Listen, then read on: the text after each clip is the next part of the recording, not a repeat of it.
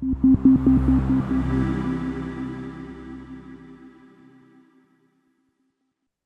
afternoon. So we're going to do a few introductions just to let you know who from the CAHME team is here.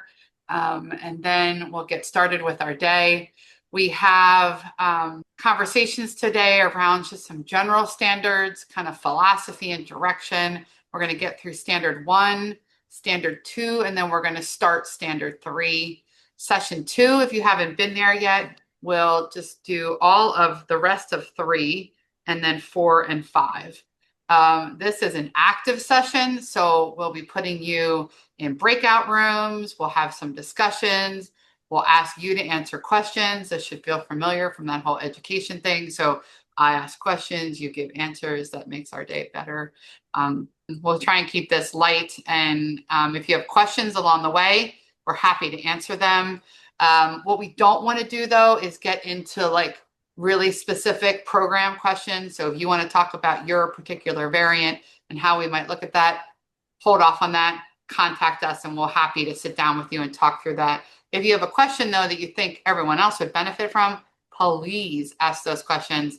We've had 4 previous great sessions in which folks have really livened it up and given some good insights based on the examples and whatnot we're asking for. So I really appreciate it. Looks like let's go back to our poll. Looks like a lot of program directors and faculty. A couple candidate programs are here. Somebody interested in candidacy, which is great. We got a couple dean level. We appreciate university leadership participating. It's really helpful that you all understand what's going on with your CAHME program. So thank you for that. And then we have some of our staff. We have a couple board members in the room, which we love, and our site visitors. So thank you for that. And as far as programs, looks like we have a bunch of programs, 5+ years, and then the rest are kind of dispersed over the 1 to 5. And then we have 8 people who have no affiliation. So I'm not quite sure what to do with that. I'm just kidding. And then as far as how you got to us, so we just appreciate you coming. These trainings were created so that we could get you started in understanding the new standards. And we're going to walk through a little bit about why we did them this way. My name is Maureen Jones. I'm the president and CEO of CAHME. This is a recent designation. I started in March. And I'm joined by some colleagues from CAHME here today. Melissa Sanseverino is our executive vice president and chief financial officer. And Jillian Harrington, which is our newly minted chief accreditation officer. She only started 3 weeks ago, so she has hit the ground running with a board meeting, AUPHA, and now training. So we've not literally let her rest at all. It's just a vision of what's to come. So we have a couple board members in the room too. I just want to call out and say thank you too. If I miss you, do not hesitate to holler at me. But Benki Olatosi is here and Bob Bonney is here. And I'm seeing if I missed anybody else. Oh, Ron Holder is here. He is the chair of our board. So we're thrilled to have you, sir. Thank you for coming. Hello, thanks. Hi. Glad to be here. I'm here. This is Allison. Oh, Allison is here too. Hello, Ms. Allison. Allison Hall is our chair-elect for our board, which we're excited. And then there's various committee and council members here as well. So just thanks to all the volunteers who are helping to make this work. Thank you, Herschel. All right. Next to get rid of my face. Quick thank you to all of our corporate sponsors. You can see them on the screen. Exciting news around these folks is that we're going to be doing additional work over the next couple years and getting more opportunities from these sponsors to your students. So look out for things coming in the near future.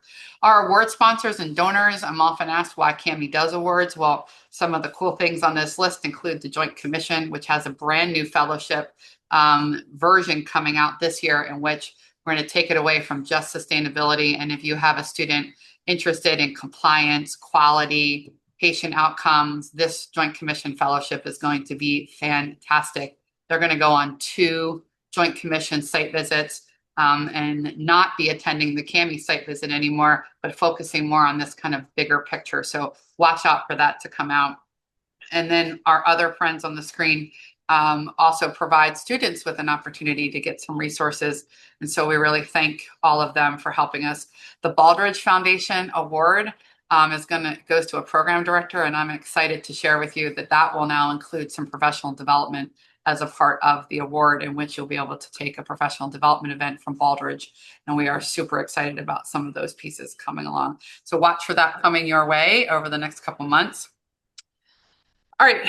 One of the things I think it makes sense to share with you is why we changed the standards in the first place. Why have we made adjustments to it? And these were 100% driven by the staff, program directors, site visitors, and our general industry, who has said to us, there's some opportunities to improve, thinking about how we do it differently. And we've kind of reined ourselves into that mission-driven focus, right? So what do we need to be doing as CAHME? How does CAHME elevate and enhance kind of that accreditation piece connected to what you do in the programs? Sustainability and institutional effectiveness is important because we all know you guys are doing more with less. You are seeing cuts. You are seeing university programs closing. You're seeing universities close. People are losing staff support and other resources. And we thought it was important to focus in on the accreditation standard that would allow you to share how you're going to be sustainable over the next 3 years. Stakeholder engagement has always been a part of the CAHME standards, and so has the need for faculty to govern what they do. And so that is just now embedded more often in the standards. Transparency and accountability comes both ways. We want to tell you what it is you need to do as a site visitor and as a program. So our tools are going to be shared with everyone. So the program sees exactly what the site visitors are using so that there's less confusion and less surprises when it comes to what the site visit team wants from a program. Competency-based education. So this is what we do, right? This is the core of our mission and our focus as CAHME. And we have leaned into making sure that the competency-based education pieces of your program are clear, they're designed clearly, they have a connection to your mission and your target audience, and then they are supported by evidence to say you're doing it. That continuous quality improvement has also been a part of our standards, but we've now kind of put it front and center. We've made it the star of the show, and we have some tools to share with you and some other rationale as to why. Graduate level rigor, right? These are not undergraduate programs. So programs need to demonstrate to us how this really meets the needs of that graduate level group, depending on where it is they're going when they're done with you. And then you're going to have to provide evidence to show us that it's the right level for your program. Success for students and preparing them for what comes next continues to be a focus.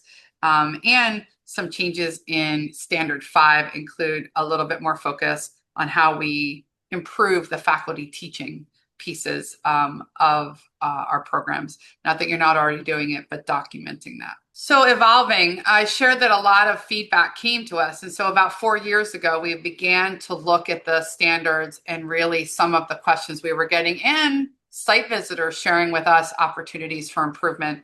And so now the standards hopefully feels much more cohesive, right? From the start of mission all the way to where your faculty engage. And so hopefully there's less redundancy in the standards for you, a much clearer kind of start to finish philosophy and how it is you develop your program and review it. Lots of exhibits. Oftentimes programs said, we don't really know what you want from us. And site visitors said, well, everyone gives us something different. So it's sometimes hard to figure out kind of how you align that across programs. And so now we've developed exhibits for you. So when we can, we've given you the actual document we want you to complete so that our site visitors are seeing the same thing over and over again. And whether things are there or not there will be much more obvious based on that standardization of tools. Less narrative. Hopefully this makes you smile. Less long, drawn out, article, dissertation focused narratives, right? We want straight to the point. We want bullet points. We want numbered lists. We want things bolded and underlined or highlighted so that the site visit team can go right to the information. We know it will be hard to break yourself from long narratives, but we're going to try and help you by doing more of those exhibits and telling you when you need a narrative and when you don't, when that document is just enough. Mission, vision, target students, you'll see in Standard 1, that drives everything, continues to drive everything. If you're not clear on your mission, who you're focusing on and where they're going, it will be a much more difficult process. So getting that clear from the start is critical. Competencies, you got to have them. Most programs do okay with that. You actually have to measure them, right? You got to tell us where you're measuring them, what you're using to measure them, and then you have to show us the data and what you're going to do to improve, right? Everybody has a place to improve. Do you got to do 17 things every cycle? Absolutely not. But we're going to help you narrow some of that down to some priorities in this area. CQI being a living process, less focus on perfection, more focus on evolution and improvement. We should probably come into a site visit in which there's still things going on, right? You still have a process. Now, does that mean that you'll completely meet the standard? Maybe not. But however, we really need to think about what are we doing? We don't want you to stop doing things for the CAHME site visit. And so I had a site visit or a program say to me, we stopped doing things 2 years ahead of the CAHME site visit. And that way we can just kind of smooth it through. That petrifies me. I don't want you to stop doing good things for your students or your program, right? We want you to continue to evolve, and that will be wonderful as long as you have good plans and you're collecting data to say it's working. Stakeholders, active contributors. So whether you have a core faculty of all tenured line to a mix of tenured and non-tenured to a mix that includes adjunct or contributing faculty, you have to figure out a way in which faculty are engaged in your design and your evaluation of your programs. And that can happen in a million different ways. And we'll talk about some of those as we move forward. Student experience matters, right? We are looking at your program through the lens of a student, right? We are saying, how do I know what it is I'm being assessed on? How do I know that I'm doing better? How do I understand my resources? And so when the site visit team looks at your program, they start typically with your website and view that through a student lens. And so it'll be important for you to be thinking about that as you build your self-study. Stacy Rowan, who is not here with us today, is our COO and Chief Information Officer, and she builds our website and has done a great job and created a standards hub for you. And so the hub will include the new standards, the exhibits and tools that we are providing to you, as well as timelines, and then some information on candidacy programs in which we've increased the number of requirements for the candidacy programs to create stronger candidates moving into their site visits. This too was feedback from programs as well as our site visitors. And so we're excited. You can see you go all the way to the right to resources and check the 2026 standards. Keep coming back to this. It will continue to evolve. And please, when you're thinking about our documents, pull them off of the website every time. Don't pull them off and save them because we do revisions. At the bottom, you'll see a revised date on there. And so as much as I, like all of you, like to have all my documents in one spot, it is way better to go directly to our website to make sure you have the most updated version of everything we offer. Many of the things like site visit instructions and policy and procedures are reviewed quarterly and updated quarterly. So make sure that you're going back to that as your North Star. All right. We're pretty excited about how the standards look.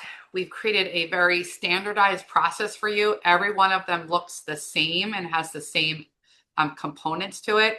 You'll see the criterion number at the top, the statement, which tells you what it is we're looking for, the rationale, why are we doing it, right? We didn't include anything that we couldn't come up with a good rationale as to why this was necessary to demonstrate, to show high quality programs in graduate healthcare management. And then definitions. So this is new. We have definitions in every criterion. They often repeat intentionally. So if you saw it before, you're seeing it again if it's required in that criterion. And there'll also be a dictionary glossary that goes along with this. So you'll be able to go right in there and look at it. Now, the bottom part is really important. We have required elements. We've always had required elements, but we have required elements.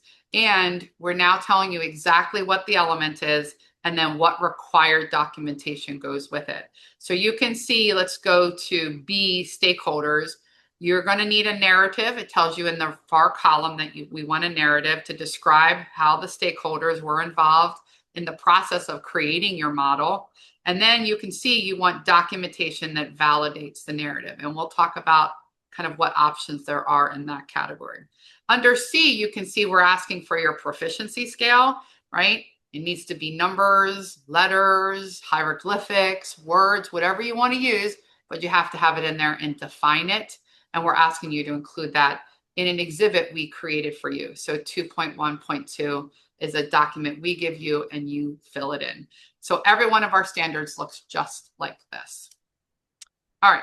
Now, the programs are required to address every one of those required elements individually. We've done our best to get rid of double and triple items in a required element, but there's some that they're required for. So you make sure you check all those out. Think about organization. So it would make sense to us that in your narrative, you have the letter, maybe it's B or C, and then you specifically address it. Try not to make the site visit team play hide and go seek with what it is they're looking for in your self-study. If your address is C, go ahead and call it C, put a colon, put a period, and then tell us what we need to know rather than making it difficult to find. So that organization will be really important. We've provided you with a list of evidence you need to include, but there'll also be supplemental things that you're going to say, well, this is a part of what we did. We're going to include it. So make sure that you're looking at that kind of holistically. One of the things I try to suggest to programmers is that they have someone else read the self-study that isn't as familiar with it so that they can tell you where something doesn't make sense or they think you should have something else in there. So if you can get another set of eyes on this, it helps to have someone that's not like the main writer look at this to make sure the organization and that things are obvious as they get read. All right.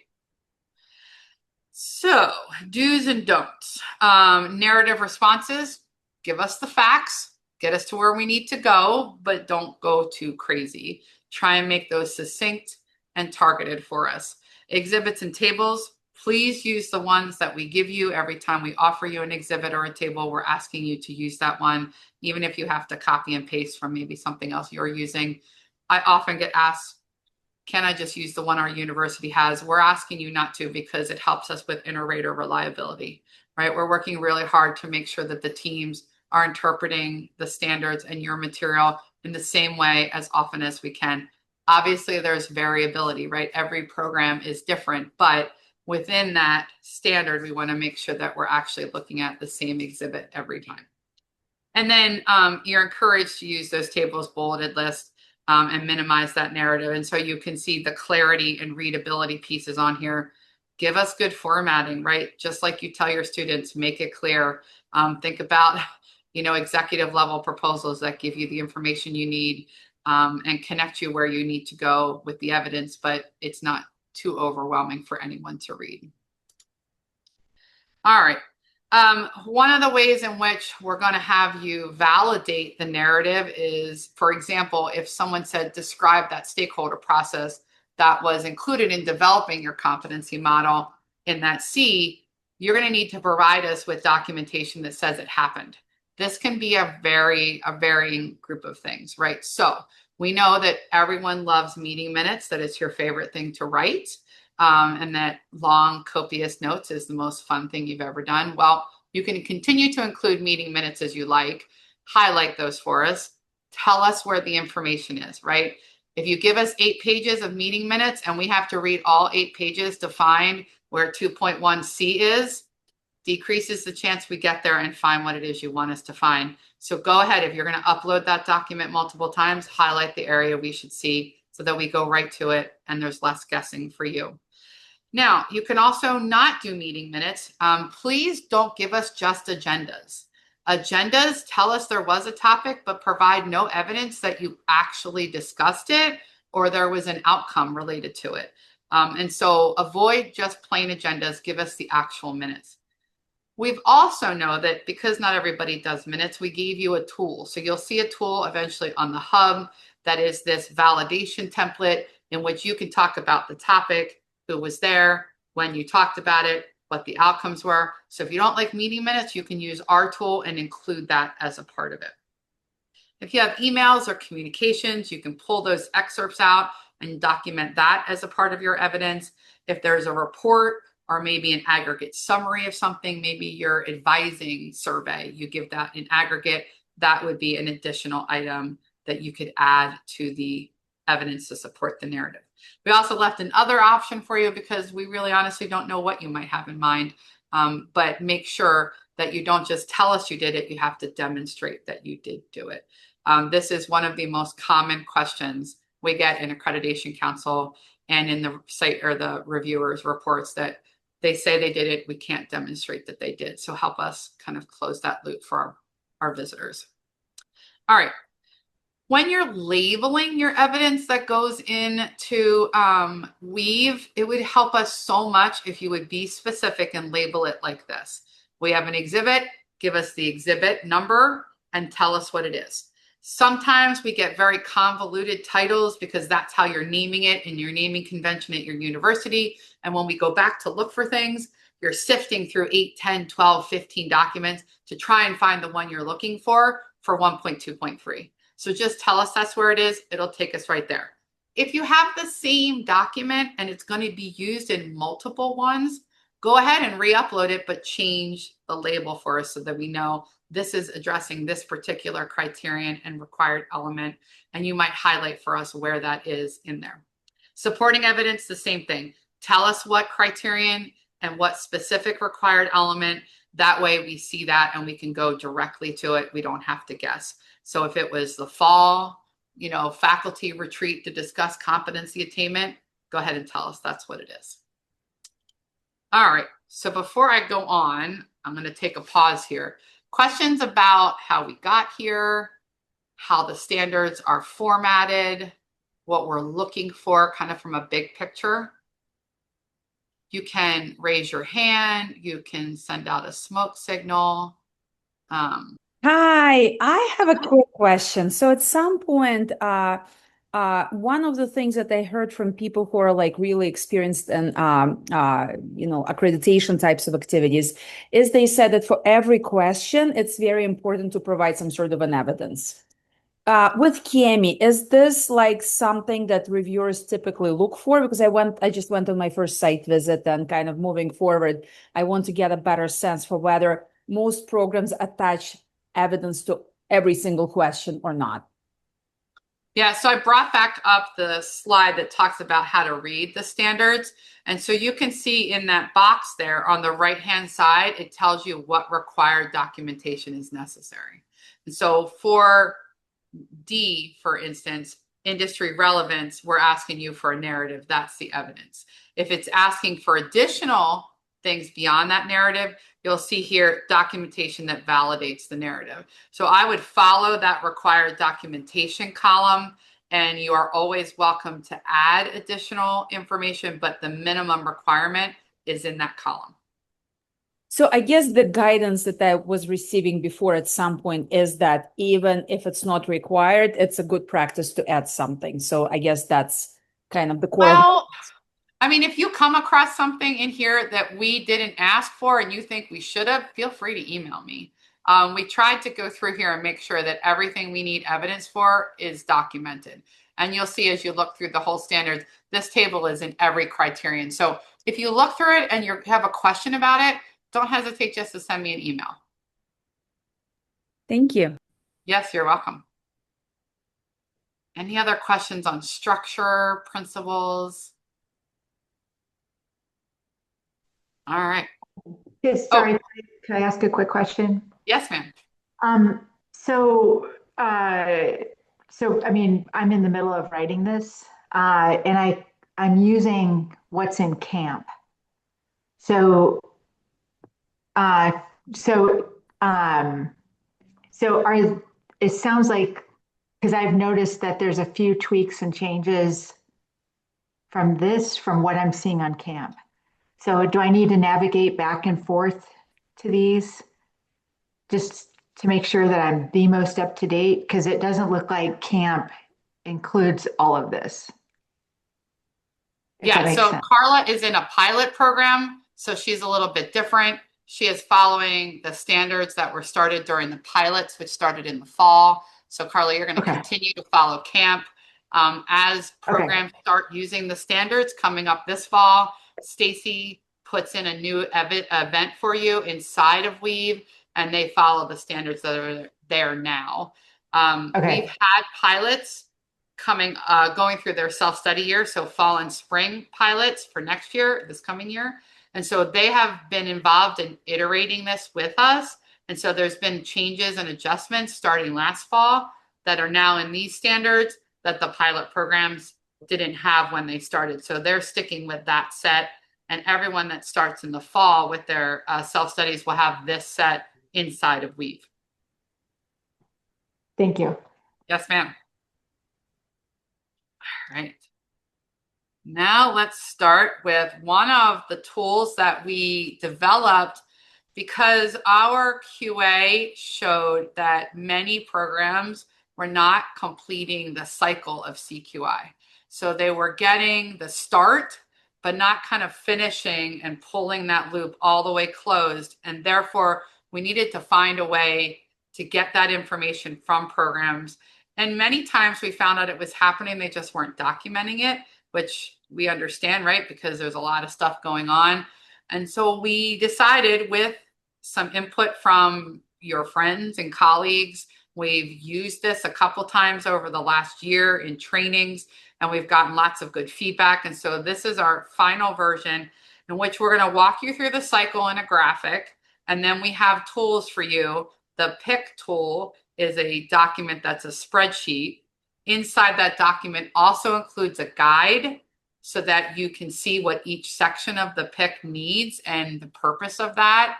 And then there's also a decision support tool that is going to be used by site visitors to evaluate picks. And that information will also be available to programs coming up shortly here. So as you can see, we start with data gathering. So you get your competency attainment assessment back. You finished your capstone, and your faculty is meeting in the summer, which we all love doing. And so you're having this great conversation about all the data, right? And you identify there's 5 competencies that didn't hit your program level proficiency target, right? So you have 5 competencies that were 60% met, 40% met, 69% met. And you've now said, out of these, we're going to really focus on health policy and finance. And we're going to work on improving whatever is happening in the curriculum to get that number up. So you've identified your opportunities. You're starting to make plans. So maybe you pull groups of faculty together that teach those classes. Maybe the whole faculty works on it. Maybe you pull in your advisory board. You set some targets on what you want to do. So maybe you want to get everyone up to 85% that meets that target for your program. You're going to set those SMART targets, right? All those fun things we teach our students, right? Measurable, timely, all that kind of good stuff. And then you're going to tell us how you assess it. So in this instance, the assessment tool is likely that capstone, those capstone results again, right? The next year or the year after, in which you look at how well you did. You're going to get back together, review that data, and determine how well that plan worked. Now, maybe 2 of them got to where you wanted to go, but maybe another one didn't. And so it's really okay to not have everything be perfect, right? What's the chance that when you go out the first time and you try and do something, it's perfect? Not likely, right? So all we're saying to you is, okay, you showed us that whole process. Now you got to the spot where you met or didn't meet the target. The ones that you didn't, go ahead and tell us how you're going to do it again, how you're going to adjust it and start that process over again. If you met it, tell us how you're going to continue to monitor it. So this graphic aligns specifically to the spreadsheet that you're going to have and the guide that's in there for you. And so this will be important to demonstrate on a couple different criterion. Because we know you could potentially have a lot of things to work on, we're going to narrow this down for you under the 2 required criterion. If you're like me and there's 10 things to fix, I want to fix all 10. And you might fix all 10, but it may not be feasible for you to attack all 10 items. So we're going to ask you to give us the top 2 priorities on 2.3 and 3.4. And so your competency model, CQI, and your curriculum, CQI. Now, could you be doing more in the background? Absolutely. You can share those with the team, but we're going to require 2 in each one of these. Now, someone asked me, does this mean I have to redo my competency model every time CAHME comes? For the love of Betsy, don't.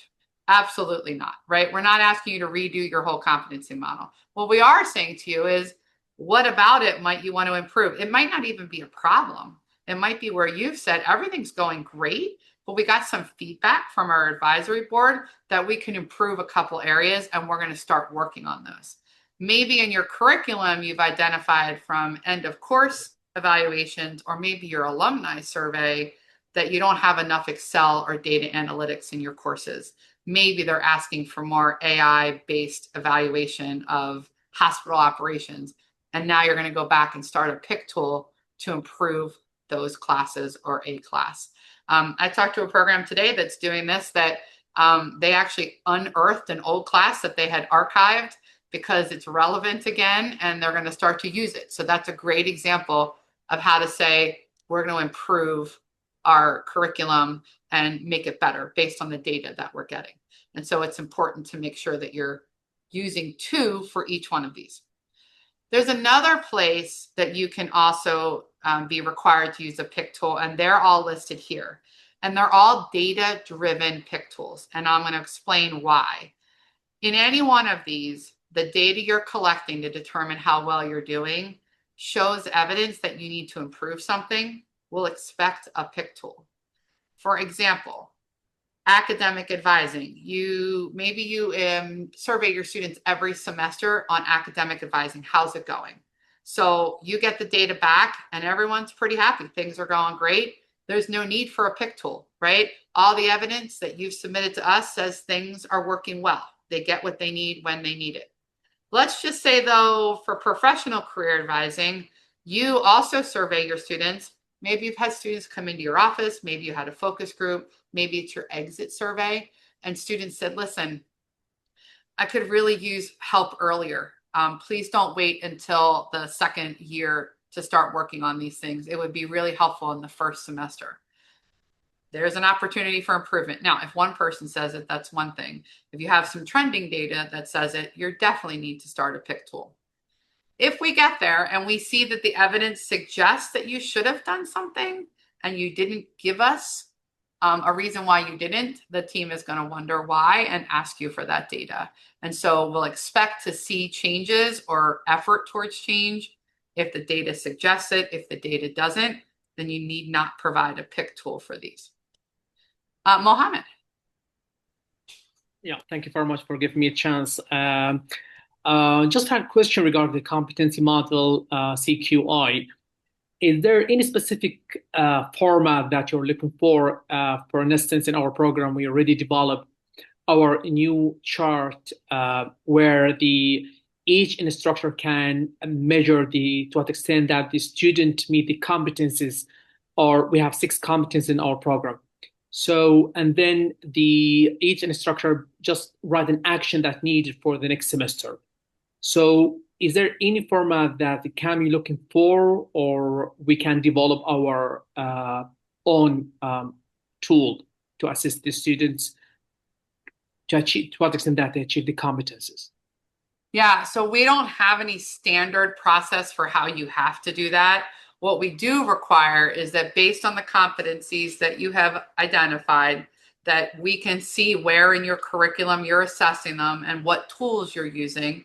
And then you'll provide us with that aggregate data, right? You'll show us how each one of the cohorts in your self-study year have done based on the targets you set, right? So if a competency is communication, and you say that on a scale from 1 to 5, everyone needs to get to a 5, and only 60% of students got to a 5 in that final assessment, we'll be expecting to see a pick tool that says, what are you doing about getting them to that target level? And so how you assess it, case studies versus a financial analysis, if it's team versus regular, careful with the team stuff because it's really hard to do individual assessment in team-based work. So make sure that you can give us the evidence that says individual level.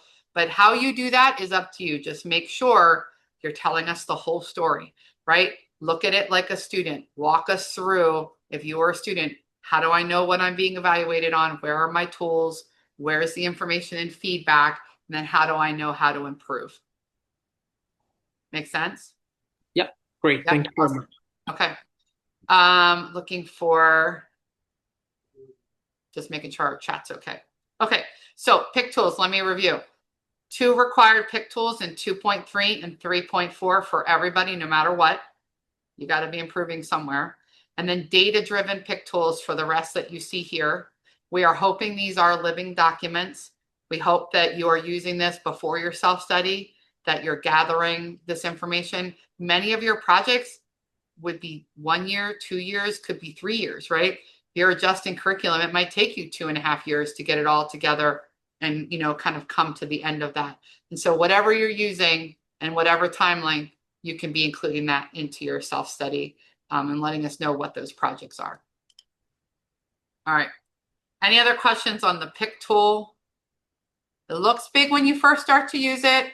Do not get stressed by that. It is very detailed and step-by-step, but we did that because we didn't want to assume that anyone understood the CQI process. It's not necessarily something you get in most jobs or most coursework, so we wanted to be very specific. So don't let it stress you out. Walk through it, and if you do step-by-step, you'll be in good shape. All right, we're going to start on Standard 1. Standard 1 continues to focus on mission and vision and values along with your target audience and where students are going. An element that's been added here has been sustainment. As I shared earlier, we want you to talk to us about how your program is going to be sustainable into the future, right? Not just the moment that we're there during your site visit. So let me walk you through. Each one of these is set up pretty similarly. So you'll see the criterion statement on the left. On the right, you have people to engage. Note the word at the top, options. You're not required to include every one of these people. We are trying to give you a broad picture here and spur some thought on your end on who you might want to engage in all of this process. And when we get to the second one, we have 2 options there too. So mission, vision, value, demonstrate that this is your North Star. Show us that your mission and where you're going with your program feeds into all the decisions you make, right? So if your curriculum doesn't feed your mission, if your competency model doesn't feed your mission, if your student services don't feed your mission, you're probably misaligned somewhere. So the site visit team will continue to use this as the starting point and how they look at your program. You know, on the right, you can see there's a whole bunch of folks you can include in this. Hopefully you're looking at your mission. Hopefully you're making sure that it works for you. A reminder, we are not including all the other little details in your mission. You can build your mission however you want, as long as you meet the rest of the criterion and in providing that information. So we'll talk through what that is. All right, the second slide will also have samples on what kind of processes you would likely need to have in place to do the work of the criterion. And then on the right, what kind of evidence might you want to submit? Again, you can see options on the top of this list. We're not saying you have to have every one of these. These are just kind of to trigger options as you look through what could we look at, what could we provide. And so here, what's the cycle for reviewing your mission and vision? How do you go about that? Talk to us about it. Who's involved in that, right? It's not required that everybody under the sun be involved, but who do you want to get input in to make sure you're going in the right direction? What's the process for making sure the rest of the systems in your program are aligned, that your competency and your curriculum all connect back up to that? And then how do you communicate this to folks? How do you live this in your program? Is it on your website? Hopefully it is. It's required inside of 1.5. How do you talk to your students about it? And then, you know, stakeholder survey results. You might have also gotten input from admissions as you look at your target audience. Your target audience might have shifted over time, right? So you might be adjusting your mission because you put a program together that's an executive program, but your market seems to be pulling everybody with less than 5 years experience. So you might need to go back and adjust your mission to make sure that it's accurate for what it is you're bringing into your program. Again, options on that right-hand side. All right, program variance. We're gonna tell you what this is because we have been struggling to figure out how we define what this is.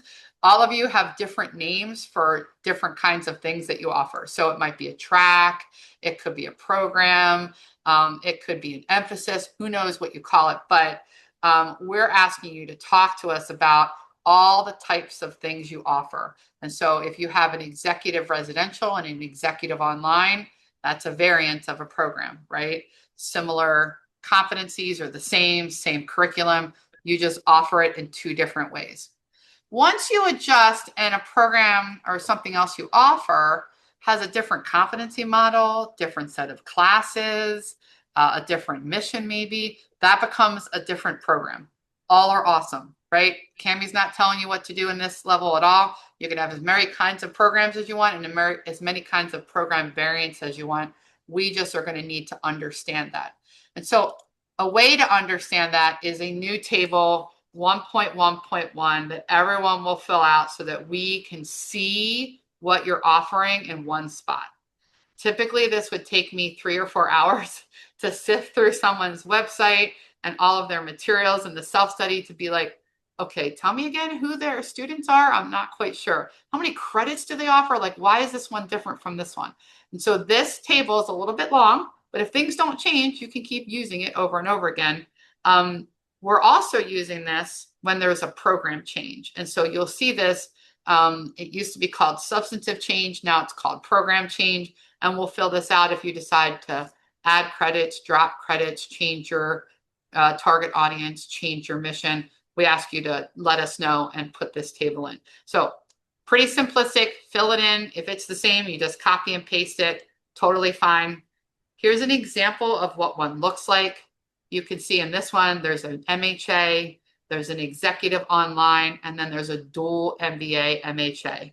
Some of these are the same, some of them are not the same. You can see the program directors change for 2 of them. That's super helpful information to a site visit team, also to make sure we know who needs to come to the sessions, right? Who's included. And then you can see vision is different in them. That helps us just see the difference as we go from one variant to the next. Ludmila?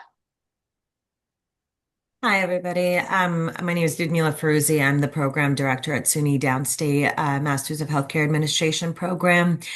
So we have one kind of program, but we have one area in Bryant Park in Manhattan, in Brooklyn, and online.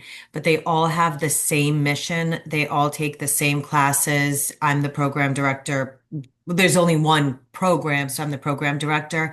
Would we be filling this out, even though the requirements are, or like our mission and nothing else is changing? Should we still fill out the 3 different modalities, I guess? I'm not really sure what to call it, to be honest. That's my question. So welcome to our problem. Exactly Yes. that. We are not sure what to call it, so we ended up with variant. So if you don't like the word variant, we cannot help you at this point because we also struggle with it. But for you, are the students in Brooklyn staying in Brooklyn and the other students, or do they cross back and forth? Mostly all students are in the same classes. They have the option to attend in different modalities, like either online, but specifically the ones that are in Manhattan have one in-person class that they have to take at the Manhattan campus.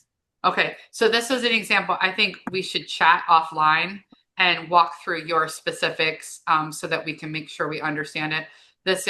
It's a great question and an important question to ask, but sometimes it just takes a few more layers. Does that make sense to get to? Absolutely. I'll reach out. Yeah, so just reach out to me. We'll walk through this together and then we can kind of figure it out.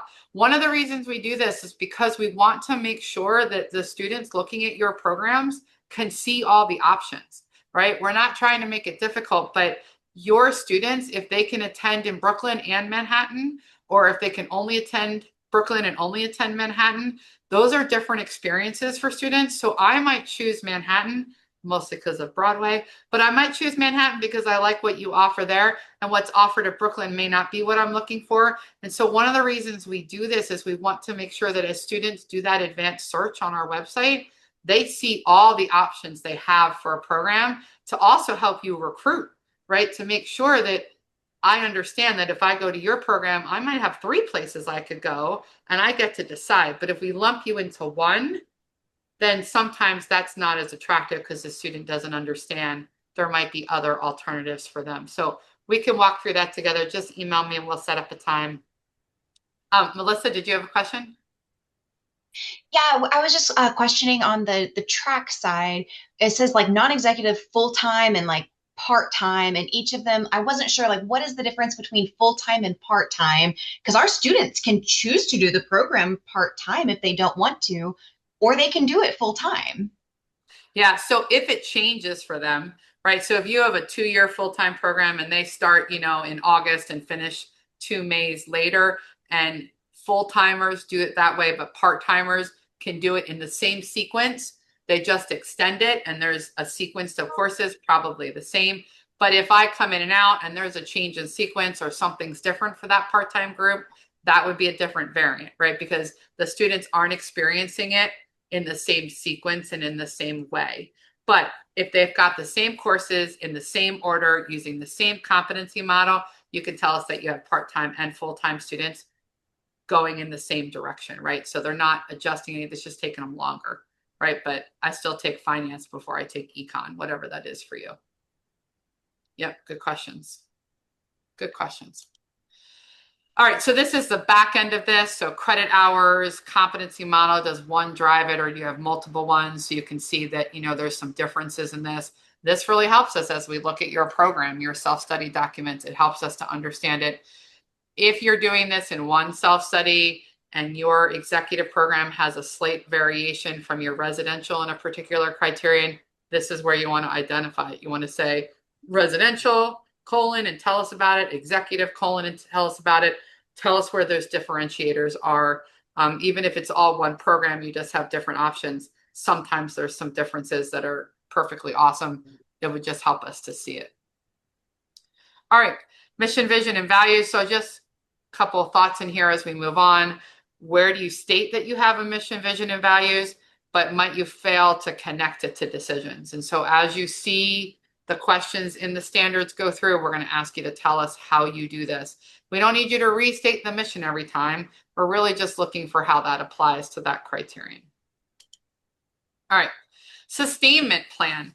As I mentioned earlier, we know that things have adjusted. Certainly, I've been in education since 1996 or the early 1800s, you decide, and things have changed for us, right? We don't have the same resources we used to. And so we're asking you to tell us about your 3-year sustainment plan. How in the next 3 years are you going to make sure that your program exists and does well and is a part of the university? And so we're going to ask you to fill out some documents for us. On the right, you can see there's any number of people you can include in this conversation. This is one of those much broader discussions. One of my colleagues said that they've used this to have meetings with their dean, and it's been very fruitful to have a conversation around how are we positioning ourselves? What kind of resources might we need in the years to come? If you want us to increase our enrollment, there's trickle down to that, right? You get to the point where you're like, okay, we might need more faculty. We're going to have to plan for those things, right? And so this can open up a great conversation. Now, caveat, are we expecting that you have, as a program director, all the answers to this, that you're in charge of the budget for your college, that you decide what all the resources are? No. We're asking you to understand them, communicate what you need, and document that. So by no means are we expecting the program director to take on roles that they wouldn't normally take on. So do not stress about that part, but communicate to us who does it and how. All right. So you have to do a 3-year sustainment plan. What's the process for that? Who are you pulling together? How are you going to go back and review it? Now, we want 3 years. You guys can do more, or less, but you have to at least give us 3. So you just tell us how that works for you. How do you allocate resources? Something new is around risk and mitigation. And so how are you assessing the risks coming up? And we have a table and exhibit for that. And then what's the annual review process for this? Looking on the right, there's a lot of data that you could provide us based on what your strategic initiatives might be. So this will vary for every program. It'll be a little bit different. So here's 1.2.1. On the left side, the first column, you can see we're going to ask you to specifically tell us about some of your resources, and then we're going to leave you an other column or an other row to tell us what else you might have going on. So staff support, faculty, professional development, physical resources, ed tech, and then potentially other technology resources. Now, these all might be awesome. They might be going great, or you might need something coming up. This is not a gotcha for anybody. This is really awareness and planning. And so if you don't have the resources you need, tell us and tell us how you're addressing it, right? The bad part is not that you have an opportunity for a faculty member that you need to replace, but that you're not addressing that as a potential need going forward. Here's what this looks like filled out. Remember, not massive volume. Going down to the bottom row, you've told us that you need to get more students. Well, you might need marketing help, right? And outreach help. You want to make sure that you're documenting that and that you have all those resources figured out. Now, inside of this, we're also going to tell you, have you tell us what your strategic initiatives are. We've given you 3 lines. It doesn't mean you can only use 3 lines, right? This is, you can add a line if you need to. You can take a line away too if you need to. But what are the big high-level things you're working on? A strategic initiative is not acquiring pens for onboarding, right? A strategic initiative is thinking big picture about redoing onboarding altogether, changing the dates, moving the process because we need better recruitment. We're going to do it earlier, whatever that is. But we're going to ask you to tell us what your big initiatives are, who's responsible, and do you have what you need to get them done. This is what this looks like filled out. And so we're going to go to the bottom line again. And so you have some retiring faculty. You have folks that you're going to need to replace.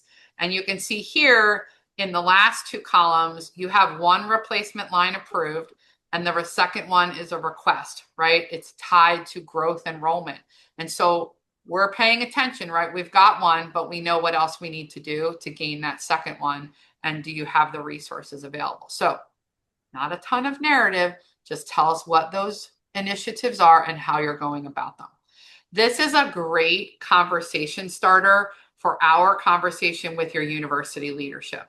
And so this helps us in that second day when we talk to your dean, your provost, potentially your president, and we can have a great conversation around kind of what's next. And are you ready to prepare this program for whatever it is the goals are coming up? So a great conversation starter. All right. With any initiative or any process, you need to evaluate risk, and then you need to think about mitigation, right? We teach this to our students too. So we're asking you to tell us if you have a potential or actual risk. We're going to ask you to color code it. I'll show you what that looks like in a second. What are your strategies to mitigate it? Maybe you actually remove it altogether. And then any resources that you need for that. So this is what it looks like filled out. And so medium, high, give us a visual sense of what this looks like for you. We're going to go to that bottom row again and talk about the 2 senior faculty expected to retire. This is a high one for this program because they won't have people to teach the classes, right? They'll be missing that expertise level. And so it walks you straight through what it is that they need to have on board to get this risk to go away or to be lowered. And so again, basic info, direct to the point. Effectiveness table, this one's pretty easy. I'm going to go straight to the example. Who's owning the processes for this and how are you going about doing it? Who's monitoring whether or not your sustainability is working? And then anything else that you're doing to measure that and improve it along the way. So pretty simplistic table here too. All right. So this new program level sustainment, remember 3 years of a sustainment. We're not asking for a budget any longer. We know that budgets are bizarre in higher ed. They're typically never tied to exactly how you think. They don't look like a corporation. So we're not asking you for a budget. We're asking you to tell us what your initiatives are, what risk you might have out there, and then how it is that you're addressing those and who's involved in doing that. So hopefully that's straightforward. Now, if you come up with resources, either staffing or equipment, and you don't have what you need, that conversation, hopefully with your chair and whomever else is in that chain of command, how are you handling that and how are you planning for it? CAHME is not going to ding you on this if you don't have it that moment. The issue will be that the conversation didn't happen and there's no plans, right? But if you don't have it right away, we understand, but what are you doing to get what it is you need to get your work done? Okay. All right. Now we're going to give you a little bit of break from me. We're going to send you into a breakout room. We would love for you to talk about and bring back to us what do you think the big risks going forward are for programs like yours? We want to understand what you guys are dealing with, what you're worried about, what keeps you up at night. And you're going to talk about that in your breakout room. Give somebody the dubious honor of being your reporter. We're going to ask you to tell us just a couple things that you talked about, and we'll see what everyone has to say. So could we get one of our groups to tell us what you think the issues, the risks are coming up here? Well, I'll just go real quick. This is Dr. Tim Novak from LECOM. How you doing, Maury? Good to see you. So, we had a great group, and it was, everybody kind of weighed in, and the common themes were, concern of, again, allocation of resources by the institution to make these business programs a priority, right? Because sometimes we're, a little shack in the back, right? We're a little smaller than some of the bigger ones there. And so keeping their attention on the value. With that, then diminishing resources for faculty and other things like that can cause a problem. Also, the changing with the new legislation with how students access funds, right? So you've got borrowing limits and things like that were there.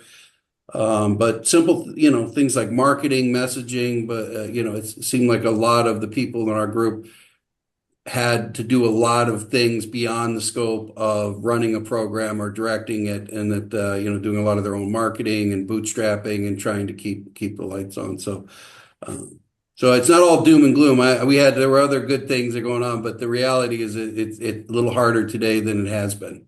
So yeah, thanks for that last comment. It isn't all doom and gloom, but certainly we're struggling a little bit. Who else? We need another group. Amy? I can go for my group, and thanks for showing me that there's a just as depressing place to be than running a health system. You guys are facing the same kinds of things. It was interesting to listen. So our group talked about sort of budget constraints, particularly for the public universities, although across the board, people are facing, just challenges, being asked to do more with less, teach more classes, take more kids. The limits on loans. So from a competition perspective, there's just not as many people that are able or willing to choose graduate school. Increased competition, so also a declining population. There's fewer young people to be going to school.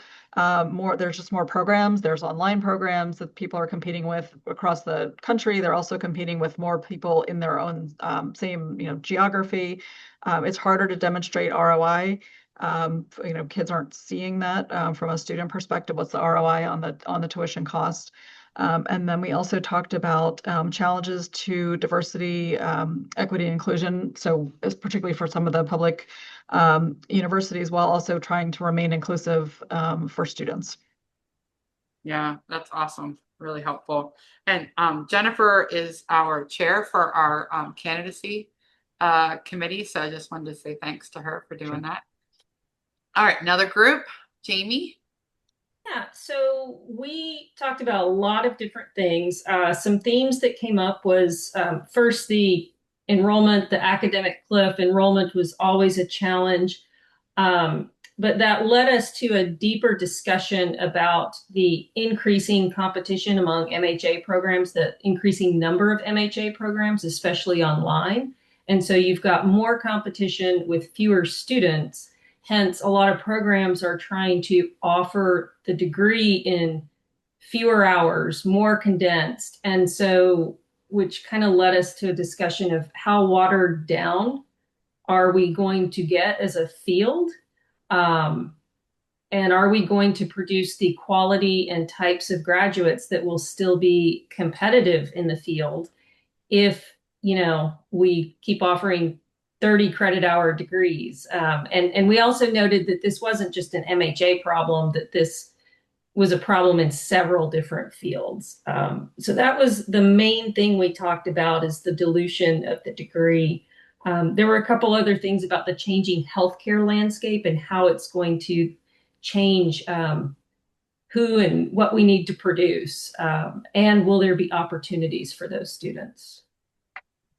Yeah, thank you. Catherine put a little comment in the chat. There's a lot of drivers that are pushing us in different directions, right? So keeping that quality is going to be increasingly challenging. Kevin. Yeah, thanks, Maureen.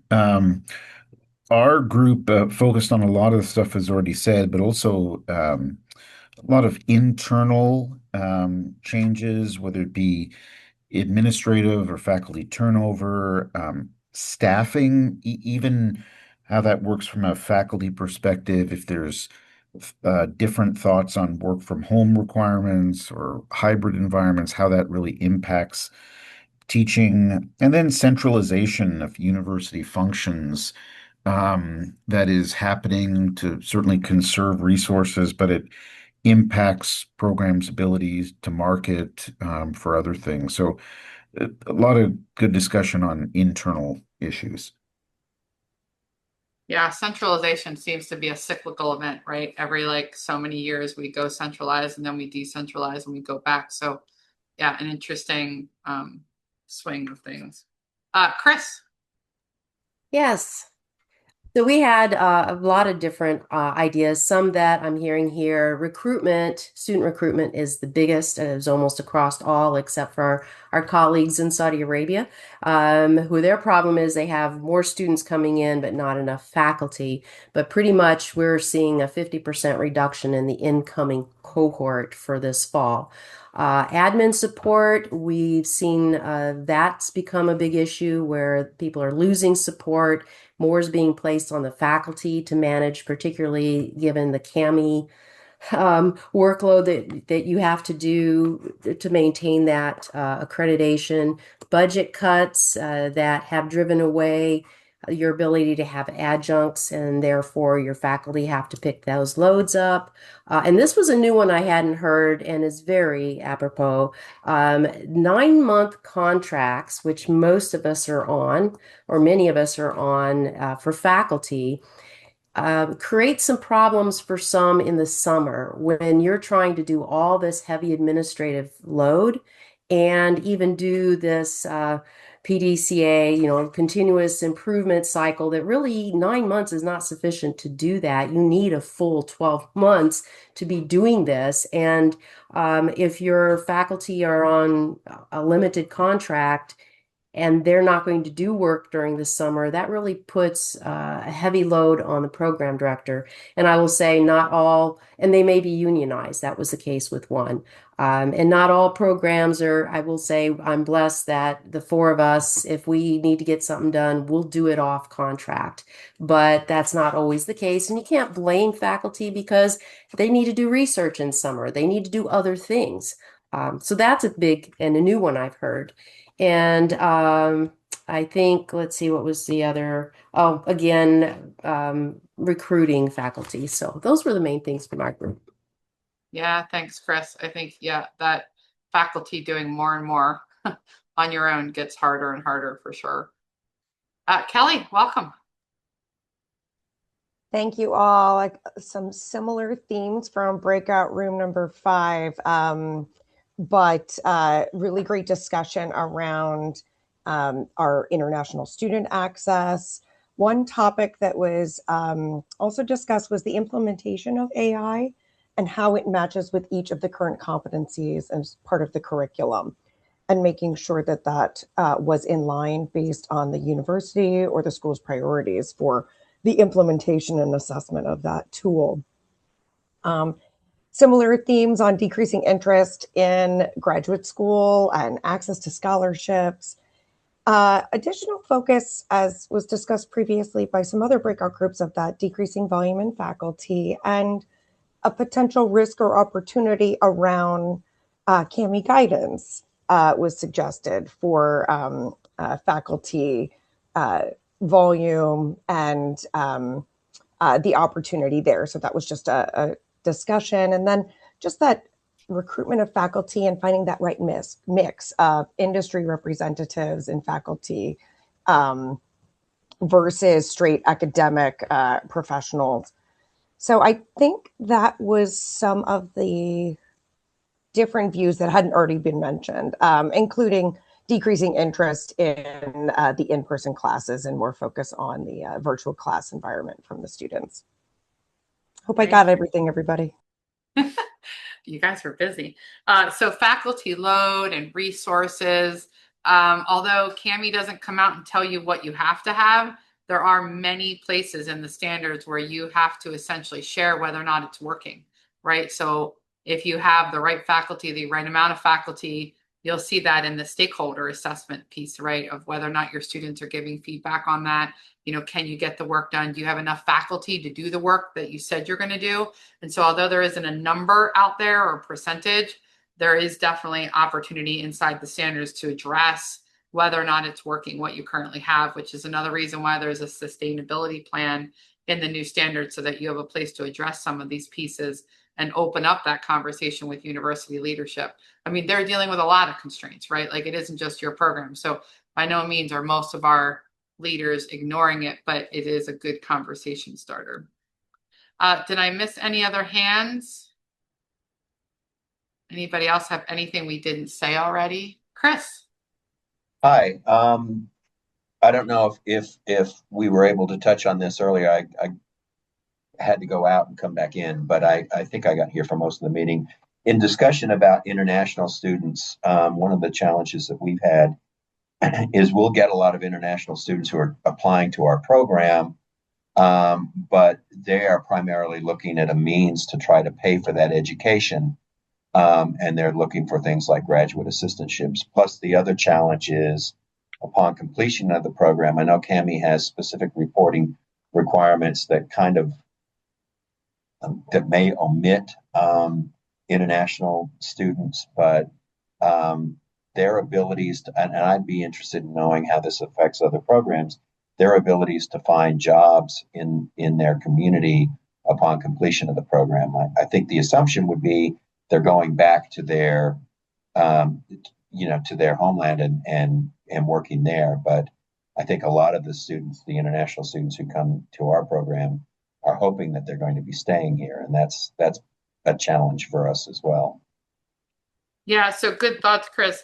Inside of your annual report, you are able to designate if students went back to their home country, and you aren't getting, you're not responsible then for that lack of placement, right? So there's a bunch of different ways over the last couple of years we've adjusted that so that it doesn't look like you're not placing students, but you're identifying that they are going back. If they stay in the US, then that does become a part of your recruitment. There's also a couple places where it says they're going on to other graduate education, or they're not seeking employment, right? Because we do have some of those every now and again. So in your annual report, we're definitely allowing for those kind of anomalies to come in and not negatively impact what you guys are doing or how it is you're viewed by students looking for programs. So good, really good questions. Carla. Yeah, so I'm just going to report on group one. But a couple of things that I don't think that have been brought up is this kind of unique challenge to health administration, because we are kind of niche. Oftentimes we're living in colleges and we're slightly different. So understanding it and being able to effectively communicate it to our leadership, recruitment, and admissions folks, that's a challenge that a lot of the members of Group One were finding. And then also was brought up just the value that accreditation brings from the student perspective, and how to communicate that also is another one. And then finally, just balancing the need to fill a class along with the limitation on your admission process. So you can only collect so much information to make those decisions, and you are admitting students with lots of differing expectations on what they're going to get on the way out. So those are three that I don't think were brought up by other groups. Yeah, thank you, Carla. So I think that communication about the MHA program connected with the value proposition, we're going to be providing programs and students with some ways in which they can communicate the fact that they came from a CAHME accredited program and why that's different, and how that helps with recruitment and value of your program inside your university. So look for that upcoming in the next year, in which we give you some language and hopefully maybe give your students some tools to communicate that in a different way. We had students come up to us at ACHE and they told me why going to a CAHME accredited program was beneficial. And I was like, okay, like they totally get it. And so now we have to provide some of that language to the rest of the students.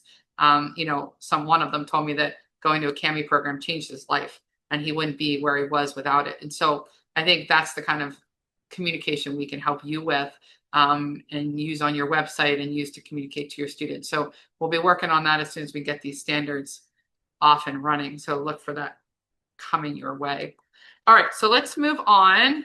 We're going to walk now through 1.3 and program leadership and faculty authority. So we want to make sure that what's happening in the program has input from your faculty and leadership and places within the college, that they have that input as well.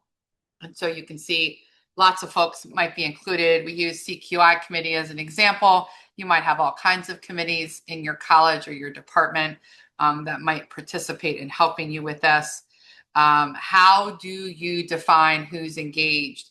Faculty don't all have to be in person. They don't all have to be in the same place for that matter, right? And so you could put groups of faculty together. You could send it out individually for input. However it is you run it, just make sure you're demonstrating that faculty are participating in looking at data, giving in ideas, participating in the improvements. And then there's a process to communicate those decisions, whatever they might be. On the right-hand side, right, you might have lots of different either committee meetings, retreats. This might be email back and forth. It might be group conversations in which you talk about improving a series of classes or around a topic, whatever that is. You've got advisory boards that you're meeting with. How do you summarize that information, right? Remember to remove just agendas, give us the actual content that you talked about. And if maybe there's a series of meetings where you got some feedback from the advisory board and then you implemented things, what did you do with it? So you can share that sequence of feedback as well. In 1.3, we do ask you just to contemplate the incorporation of that and the demonstration of it, and most programs are doing this really well. 1.4, student recruitment, admissions, retention. We just talked about this a little bit, right? The recruitment's getting much more challenging for a lot of different reasons, but how does your program develop your recruitment and retention program? What are your requirements for admissions? So maybe you are centralized at the admissions level. So who's engaged in that conversation? How do you talk to those folks around admission requirements? Maybe you don't have as much say over what the admission requirements are. I mean, when I started in higher ed, every program set their own admission requirements. We were required for checking those off and making sure they were accurate. Now there's a lot of universities that are pushing that all to a centralized spot. And so demonstrate, tell us that that's happening, if you have input into that and how that works for you. Recruitment, right? There's a lot of conversation about how do you get students. I heard the discussion around numbers of credits, changing the formats of programs, condensing things, right? Nobody wants to go to school for 2 years. And, it is a challenge, right? We've got a lot of differing opinions on how higher education should be experienced right now. And many of us have been around a long time. It's a big change for what that looks like, but you'll still need to be required to tell us how it's working, right? You can go down to, 36 credits, but you're also going to have to demonstrate how that works and how are you keeping students if you're increasing or making your admission criteria more general. Are you getting the kinds of students that you need and how are you helping them stay in the program? And so all that data is helpful. We already talked about that. Information transparency, this continues. It was in the current standards. It's in the new one. I'm going to flip back for a second to mission and vision. There were days in which we had you put all of the stuff related to your program into your mission. You no longer need to do that, but you do need to provide it on your website. So what kind of competency model do you have? What kind of curriculum do they go through? Is it sequence? Who are you looking to recruit? All of these things need to be on your website. What we did take off in this one was you no longer need to delineate all the teaching and learning methods. right? There's so much variation here. It's already in your syllabi, in your LMS. And so we used to ask you to document all of that on your website. You no longer need to do that. You might need to engage folks who monitor and develop your website. So get friendly with whoever is in charge of updating your website. If you don't have control over that, this will be required for you to put your info in there. But oftentimes that can be a great conversation and a good relationship to build. If you have folks helping you with admissions, helping you with advising, they should be a part of that stakeholder group as you start to look at these items in 1.5. But get that information on your website and communicate it to your students. All right. Some of the challenges here is to keep this updated, keep it current.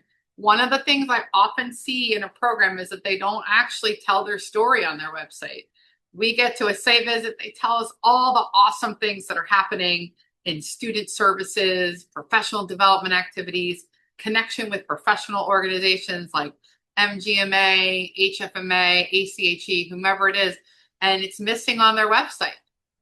Which really does decrease the recruitment ability for you, right? So if you're doing wonderful things, try and see if you can create a relationship to get that on your website if you don't update it yourself, but really make a holistic look for your students, because almost all of us undersell ourselves in that space. So how do you get it on there? All right. I already shared that, you need to be thinking about who are the gatekeepers, right? Who opens the door to get these things updated and have good conversations about it. So who can help you tell your story in the best way possible? There is increased competition, but all of our programs have something unique, right? They all hit a certain niche. And so how do you share that with folks looking for you? All right, standard 2 is all about competency model. This is the heart and soul of what we're evaluating, is what competencies you have, why do you have them, how do they meet your student population. And so each one of the items in standard 2 will get you there. 2.1, development. I think one of the things I like to always tell programs is you can decide what this is. You can adjust models that are already out there. You can make up your own model. Sometimes I get to a program and they say, we have this particular model and we're kind of stuck with it, even though we don't like it. And I'm always worried because I want you guys to make sure that you have the competencies that make sense for your program, right? And at the level that it makes sense for your program. And if you have early careerists and they need to get the fundamentals and you're sending them out to this big generalist kind of space where they could be a practice manager, they could run an ambulatory services unit, they could be in quality, then does your competency model do the job for that generalist population? And if it doesn't, I'd like to encourage you to think about, do you adjust it? Do you revise it? Do you have an adapted model based on what you need for your program? And so how do you do this? What are those processes? What faculty are involved? You might pick a core group of faculty, and by core, I just mean people focused on this topic. You might pull in a couple adjuncts. You might have a part-timer. You might have a couple full-timers. And then how often do you look at your competency model? Is it annually? Is it biannually? Every 3 years? However you do it, tell us what that process is. Competency mapping still exists, right? So you're going to walk us through what courses have what competencies and at what level. And then how have you developed a proficiency scale? And we're going to share those documents with you now. All right. So 2.1.1, what's the competency? Define it for us. In the past, we've asked for this in a big narrative. It often is tough to read. So we're condensing this into one exhibit. And then what are the program level targets for each competency and where does that happen? And so if your communication competency is at a 4 out of a 1 to 5 scale, or at an advanced on a 3-point scale, beginner, intermediate, and advanced, where does that final assessment happen? And so that might be in a capstone, that could be in a particular course, maybe at the end of the program. Sometimes, for example, legal competencies might be at the end of the legal course, and they might not actually be in the capstone or however it is you do that final integrative assessment. So tell us where that is. If you can link us to the LMS, that's fine. If not, tell us what course, what week it's in so that we can go directly to it. We're trying to make this easier for the site visit team, and hopefully you get less questions about where we find this information. This is what it looks like completed in this one. So this is just an example. There's only 4 competencies in here. By no means are we saying you have to have 4. This is just condensed so you can see it. But here's our definition. Program levels tells you at a 4 or higher for all of them. Those are the competency assessments they're using, and then they're linking us to their site. So pretty simple, very basic. Just get us to there so we can look at it. Catherine. Hi, I just want to, I think this is implied by the way the table is set up, but I just want to ask the question explicitly and get an explicit answer. If we assess a competency more than once across the curriculum, what you're really looking for here is the final time we do it. Am I getting that right? You're 100% right, Catherine. So the program level, so you will have course level targets for all of your competencies, right? Because you have to practice and get feedback and practice and get feedback. So that will happen across your curriculum. This particular table is only asking for the final place that you assess it. This is where you're going to gather that data and tell us how well the program's doing in each competency. But you will have those other numbers out there. They will roll up for you guys in your assessment, but in here, it's just the program level. Makes sense, Catherine? Yep. Awesome. David? Hey, yeah. So these all look like subjective measurements of competencies that come from specific assignments in different courses or in the capstone. So are we still trying to have subjective, like self-reporting from students or advisor perceptions in addition to their more objective measurements from assignments, cases, whatever they may do? Is that still required, or is that not as important? Absolutely, David. So we require indirect, which would be those reflection pieces, right, where a student gives their own assessment, and then direct assessment, which would be, I'm assessing your financial analytics, and I have a document here that shows me how you're analyzing financial statements. So yes, so both indirect and direct. Okay. And then just to follow up on the indirect, are those from student reflections, or do you also want to have, we've had also like preceptor reflections and advisor sort of perceptions of these things as well? That's Just really tracking up to you all of guys. these. Okay. All right. Yeah, so if you have preceptors that are assessing based on your competency, your definitions, and maybe a standardized assessment tool, that's actually direct assessment, right? Because I'm saying, I saw you do this thing, you produced a PowerPoint that is a financial analytics for me, that's direct. Now, if you're asking your preceptor to just give like general perceptions of what's going on, not necessarily tied to everything, they have no evidence that they saw it, then it would be indirect. But if you have direct evidence, meaning you have a deliverable, you have observed skills and knowledge, that becomes a direct assessment. And if it's from preceptors, just making sure that they're educated on your competency model, they know what the criterion are for assessing it. But it could go either way for a preceptor. Yeah, and quite frankly, for the preceptors, it's a little bit difficult to keep them all up to date enough on what a competencies even mean and how do we do the evaluation. So we're thinking about not having them do that assessment and having it be from the students and from their assignments, and then potentially advisors. Okay, great. Yeah, we used to do an onboarding for all of our preceptors. I actually went in and did a session for them that they all attended, and we gave them all the materials. So you can do that. Or if you feel like that might just be supplemental information that they could still provide the students, but you don't make it like a formal part, you can do that too, or not do it at all. Yeah. Great, thanks. Absolutely. Chris Cochran. So yes, hi. This where you say we're looking at this in the, did you say the last area where they achieve these competencies and we rate them on that?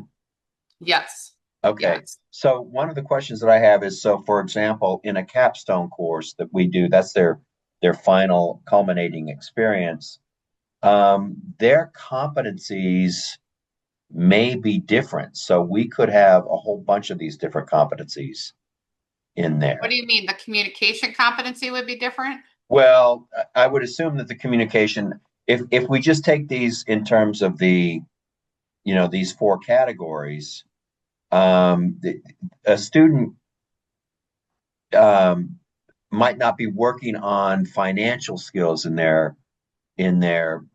they likely are, but they may not be working on every single one of these in their competencies. We got different projects where students are involved.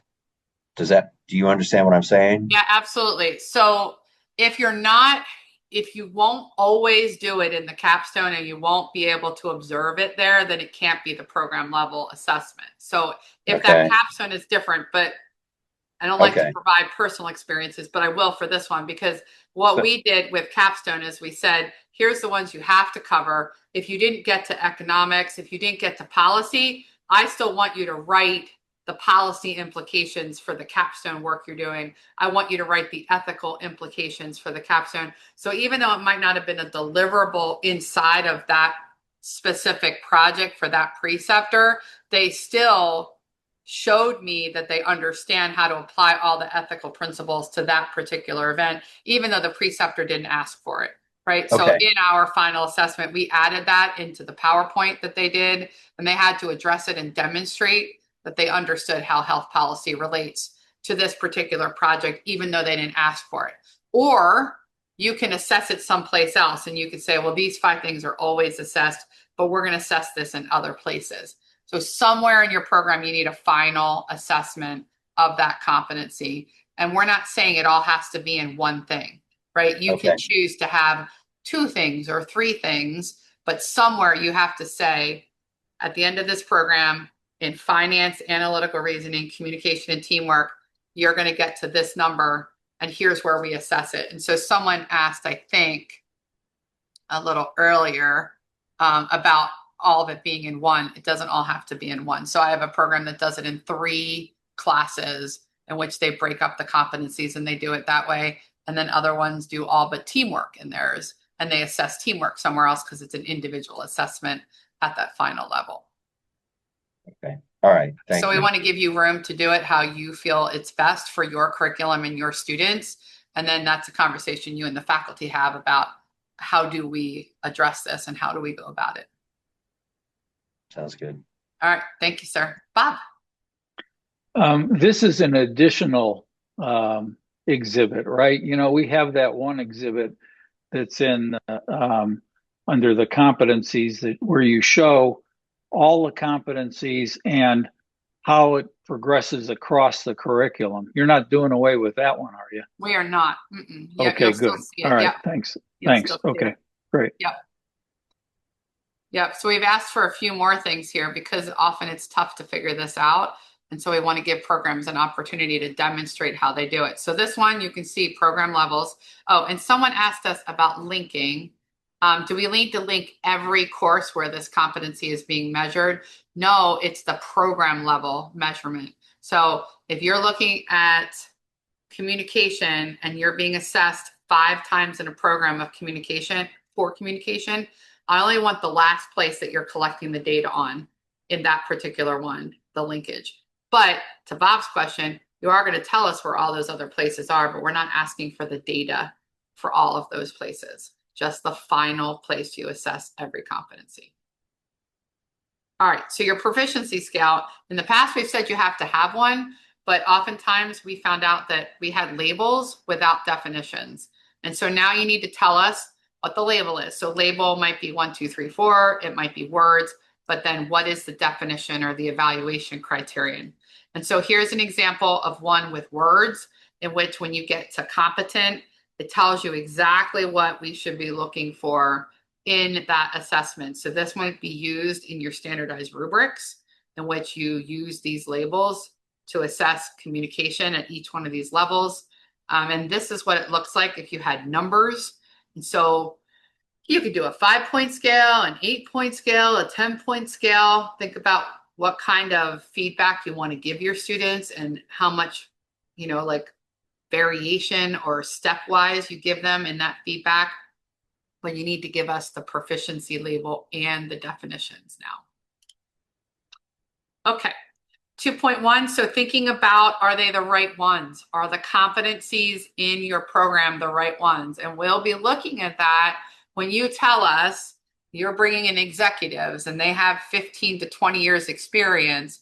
If your competencies are pretty basic and they don't include things that an executive would need to be working on, knowledge and skills, we're going to try and figure out why, like, where is that happening? And so you need to tell us, we pick these competencies, they're right because of this. We have data to demonstrate it is. Is it your advisory board? Is it your employers? Is it your preceptors? Is it your alums that also help us demonstrate that these are the right competencies for your program? 2.2, so you're going to measure. So we talked about this already, but you're measuring competency attainment at the program level. We'll use that capstone as an example. Maybe your 15 competencies, all but 2 are measured there. So you're going to collect that data aggregate level, right? You're going to tell us what's going on, how well they're getting to the things that you said they should get to. Now, maybe you realize that your scale is too aggressive. Maybe they're entry-level students and they're not going to get to a 5. Maybe you need to reevaluate that, but you're going to tell us how well they've done based on what you think they should do. Maybe you have institutional assessment folks that can help you. Maybe you're doing this all on your own. Maybe you have Power BI. Maybe you're doing it on Excel spreadsheet. All of that is acceptable. But to the question from David, what are your direct competency assessments? Things I can see. I can see you apply the knowledge and skills. I can see that in a case study. I can see that in a performa being built. It has to be something tangible. Indirect might be my assessment of myself, right? So that's important, right? Students need to assess how they're doing, be a part of that conversation, but we should never be relying on just what the student thinks, or they frankly wouldn't need us, right? So getting that objective perspective and thinking about how it is they know what it is they have to do. Calibration of faculty. Can I see a show of hands? How many of you are using standardized rubrics in your programs? How many of them have a communication rubric? It's the same in every class, and you can pretty consistently realize that that's happening. A couple. Yep. So think about, how do I, as a student, get assessed, right? And if it's different for every one of them, it might be hard for me to understand where my progress is. We do not require standardized rubrics from CAHME, but be thinking, how do you explain to us how the students understand their feedback as they move on?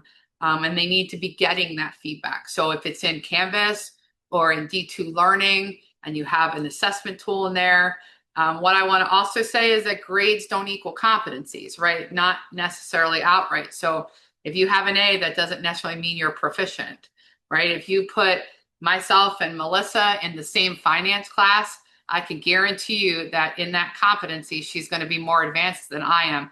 We might both pass the class and we might both get an A, but I would guarantee that her finance acumen in that accounting space is going to be way better than me, because I don't have any experience there, right? So how are you communicating to students how they're progressing? What can they do to improve? How do I get that feedback? We're going to visualize that somewhere. So it's likely in your LMS. If it's not, where is it? But we're going to go into that LMS and look and see what kind of feedback they're getting. Just saying that a student that gets all A's passes is not going to be enough information, right? It's also probably not enough for your students. And so how are you understanding that analysis?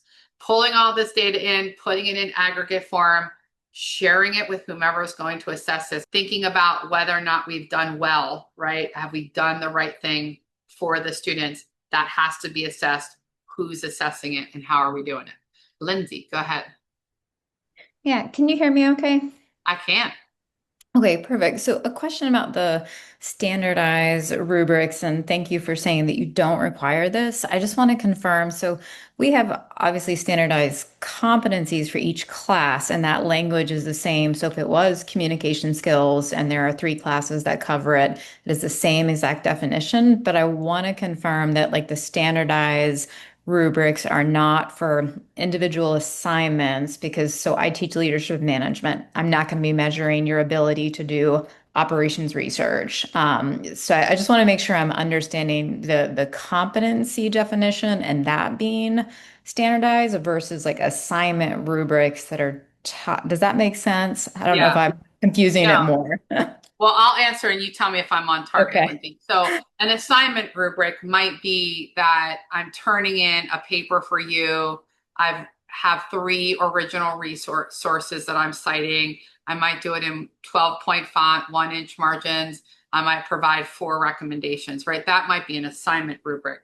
An assessment tool includes that communications competency. And did I get from beginner to intermediate? Am I intermediate to competent or wherever I am on that scale based on the things you're assessing in communication? And so you likely don't have to change any assignment rubrics, right? But if you're assessing communication in your class and Jillian's assessing communication in her class, are we assessing the same components or components within that competency definition? And how am I getting feedback as a student? So somewhere I'd want to go into your class and see where you're giving me feedback on communication competencies, aside from whether or not I met the assignment. Okay, that's definitely helpful. No, I appreciate that. Thank you, Maureen. Yeah, absolutely. Absolutely. Mohammed. Yeah, thank you very much for raising this point. It's very important. But something really attracted me regarding to the centralized rubric. Like, for instance, in our program, we teach, like, let's say, quality management. On the other side, we teach ethics, for example. So we have, we actually assess the student based on their communication in the class.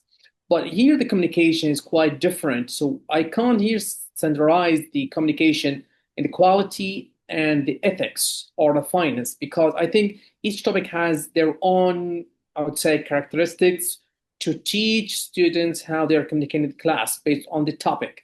So in this case, are we doing the right thing if all the professors actually assess the student based on the communication, but in different ways? I hope that makes sense. Yeah, it does. And so again, I'll give you a thought on that and then you tell me if it makes sense for you. But so communication might be knowing your audience, having a good presentation that's organized, you know who your target audience is, you articulate it really well. That's the same whether or not I'm communicating in ethics or in quality, right? It isn't about quality communication and ethical communication necessarily. It's about the bigger competency of communication, right? You can still have all your details relative to that class, in that class, and doing it.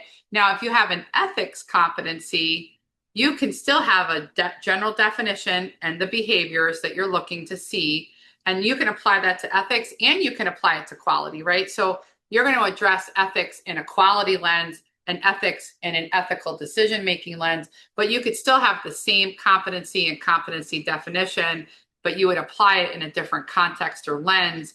But if the definition is the same, the criterion you're looking for are the same, then your students get consistent feedback on how they're meeting those competency attainment levels without having to get rid of what's happening in a class, right? And so I think your model, you're going to apply that to all your classes, but I'm going to see the same feedback, right? Because I might have done better in the quality class because it was second that I did in the first class, which was ethics. And so I might have improved my communication skills, but you can still have all the topical related stuff that you need. You don't need to change that to assess the competency in that class. Do you have a follow-up? Did that track? Yeah, good. Yep. Okay. Yeah, this is complex. So actually we applied yeah, so actually we apply the communication different levels, so that, like, to make sure that we are on the right direction, so we have consistent I would say evaluation of the student in terms of communication. So I was thinking of the quality is different from ethics, so how to make it this is consistent across our modules. But thank you for your elaboration on that. Yeah, just keep thinking about it from the student, right? If I'm a student in your program, how do I know whether I'm meeting your proficiency targets? Like, how do I get feedback that says I'm here, but I need to go here? And so go through it at a student lens, and by all means, get student focus groups, right? Get their opinion on this, have them give you feedback on it. Faculty don't need to go this alone. Students are very quick to tell us whether or not it makes sense to them. And so keep them engaged as a stakeholder for sure. Okay, so 2.2.1, here's the competencies and the proficiency scales. And so similar to what you see already, this is one filled out. So here's our finance scales, here's the proficiency, here's the targets. Again, that proficiency scale is an example. You guys use whatever ones you want to use. We don't care. But under that effectiveness, right? So you built your model, you picked the right competencies for your program students and where they're going to go. You've now identified where those competency goes in your courses and then how you're assessing them, and you're collecting data, right? And so you're trying to tell us whether or not your competencies are effective where they're at. So if you had an example where 2 student reflections were provided, you definitely told us what competencies were in the course, you set those proficiency targets, and you gave assignment grades. How many feel like this does competency assessment? Is this direct competency attainment assessment the way it's listed? 2 reflections, competencies are named, proficiency targets are given, and all we see is assignment grades. Do we have what we need? No, not yet, right? We really need to understand what the competency assessment tool is and how they're getting feedback on the competencies aside from just getting a grade. Now you can link grades to competencies, but you have to do that obviously, right? You have to make a bridge and tell us how that works so that it is an option, but make sure that you have that direct assessment and feedback. All right, 2.3, now you've taken that model that you've put together, you've assessed the students and how well they're doing, that program level aggregates come together, and now we're saying, is it good? Is it working? And so you have a plan in which you're going to evaluate that data and determine whether or not it's where it needs to be. And this is where you pull in, again, a group of stakeholders to look at this. We have a series of things that you need to be doing in here, including that review process. Who are the stakeholders that are included in that? And if you've gotten to this level, you're going to have opportunities for improvement. So this is where that pick tool comes into place. 2.3 is a place where you have 2 required pick tools, right? It can be any level of improvement. So you might be changing your competency model. You might be adding a competency. You might be getting rid of competencies. You could be condensing them. Who knows what you're going to do, but you're going to pick 2 things that you're improving and give us those pick tools and give us the evidence that goes with it. All right. And so let me go into here. We're going to send you into a breakout room in which we talk about your competency model. What I want to know is, how are you actually assessing competencies? I want you guys to share with each other what assessment tools you're doing. How do you know you're doing it well? What's happening in your courses related to competencies? So we're going to ask you to come back and talk us through some. All right, I think we're all back. We had a question, and so I wanted to just throw up a quick assessment tool for you. That's competency is communications. And so you can see our proficiency scale is across the top. And so this is, just made up. These are defined elsewhere, right? So here's our proficiency. And then down this side are the items that we're assessing inside of this competency. And then here's how they would be assessed in each one of the proficiency levels. And so this is just an example of a standardized assessment tool you can use. Plop this into your LMS, use this along with your assignment rubric, and give feedback from a competency space, even while you're giving assignment feedback, right? You're giving an A, a B, or C. This is just one way to go about it. By the way, I did this in 2 minutes on AI. I fed it my definition for communication. I gave it my proficiency scale to say, this is the scale I want you to use. Here's the definitions. I told it to be exclusive from one proficiency scale item to another so that they didn't overlap and the students get less confusion. But so hopefully this makes sense. You do this for every competency. You can stack competencies on top of each other, put it in your LMS. You can do them one by one, however you do it. But in most LMSs now, you can put this in as a non-graded assignment. And then faculty can click on the particular items and or give additional feedback as they want. And you just can tweak these, right? You can put all the stuff in that faculty want to see there to decrease the amount of effort they have to put in to doing this. You get often a lot of positive feedback from adjunct and part-time faculty because, you know, competency-based education isn't their expertise. It's finance or policy or whatever it happens to be. So just one example of how you can do it, not a requirement by any stretch. All right, so why don't you guys start to share with us? Oh, Benki, you have a question or you want to share? No, I wanted to ask a question that came up from the discussions we have, because I think this is one that both site visitors and faculty struggle with, is the levels that you have will dictate the competency measurement or attainment. And it's always very hard to distinguish between proficiency and levels. And so in terms of communication, what does a proficient look like, right? Yeah. And just curious about how people operationalize this, or whether those discussions are also happening within their faculty.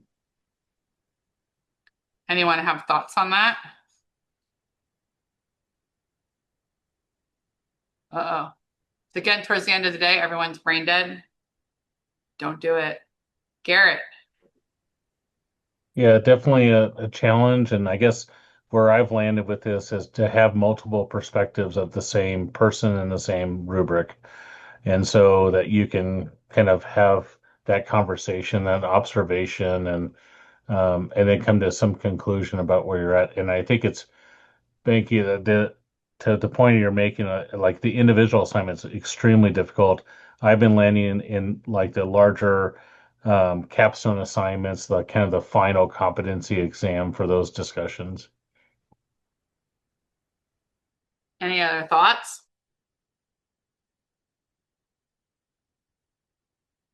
No, you're all stuck. So I think this is, oh, go ahead, Joel. Thank you. Just would say one of the things that we looked at as being a little more organic is if we had a competency that had a very clear home within the curriculum, let's just call project management a course and a competency, then we would look at that faculty as the key thought leader, and we would say, what is proficiency that you would expect from a student at the end of the program? And what is the proficiency that you could expect within your course? So that you have a developmental lens on how proficiency might actually aggregate over time. And then we allow that competency rubric to be developed for the class at, say, month 3. And then that same faculty works with our capstone faculty to write the competency rubric for the capstone.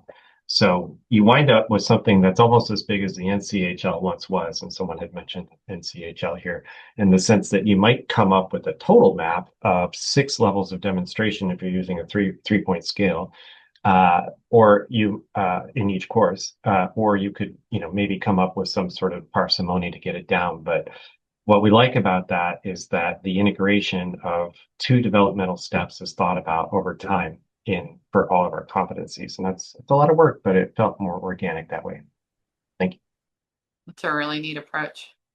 Yeah, I've seen people do this by giving particular competencies out to advisory board members that have expertise in that area, in collaboration with their faculty, kind of vetting what should be in there and what we're looking for. So, if you're looking for communication skills in a new employee, what do they look like? Making sure that they live inside of your competency.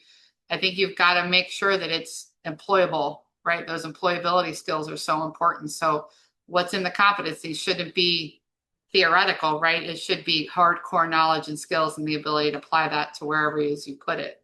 But it should definitely have that connection to an expert, right? Who says it is what it is. And to Joel's point, I was in a program where we assessed project management inside the project management course alone. We didn't do it in the capstone, right? Because it was in the last year and we only assessed it there because we spent all that time in 15 weeks working on project management. So we had them do it there. And then other ones we would do it in the capstone. So I think you can slice and dice this whatever way you like, as long as they're getting the skills they need and you're actually assessing what it is, employers are going to need out in the real world, right?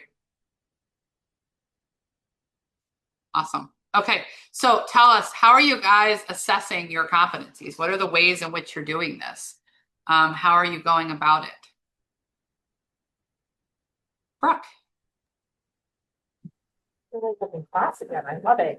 So I worked in university taught, and I had a site visit with January or March of 2025, and since then we've done a lot of the product competencies.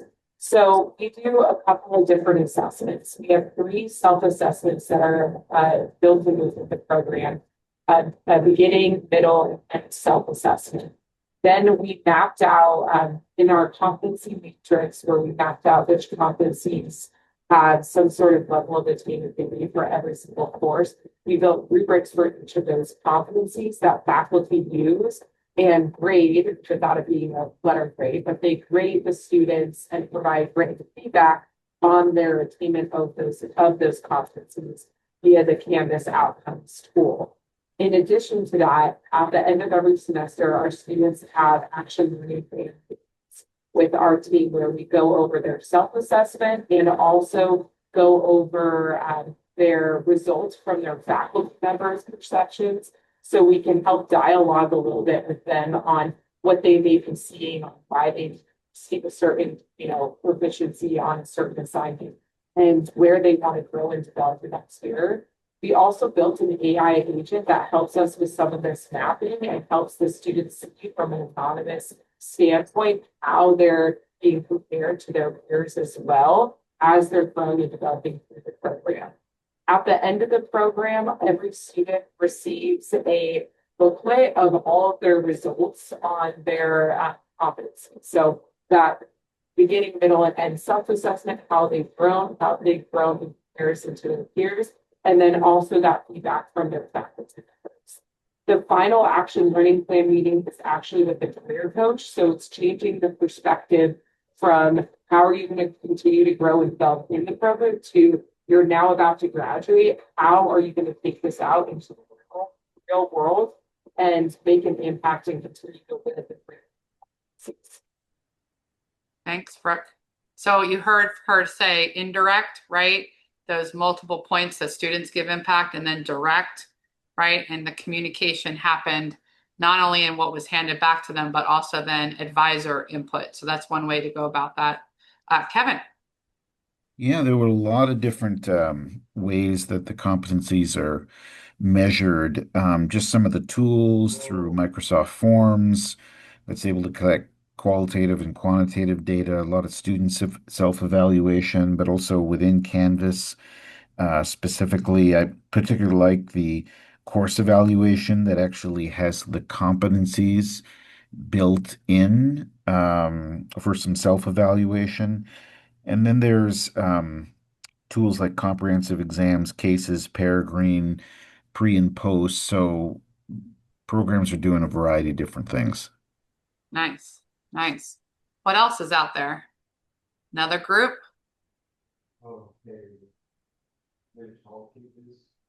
Someone needs to give somebody a Snickers bar. Come on, we need to hear from another group. Don't make me call on you. We had a variety. This is Zach.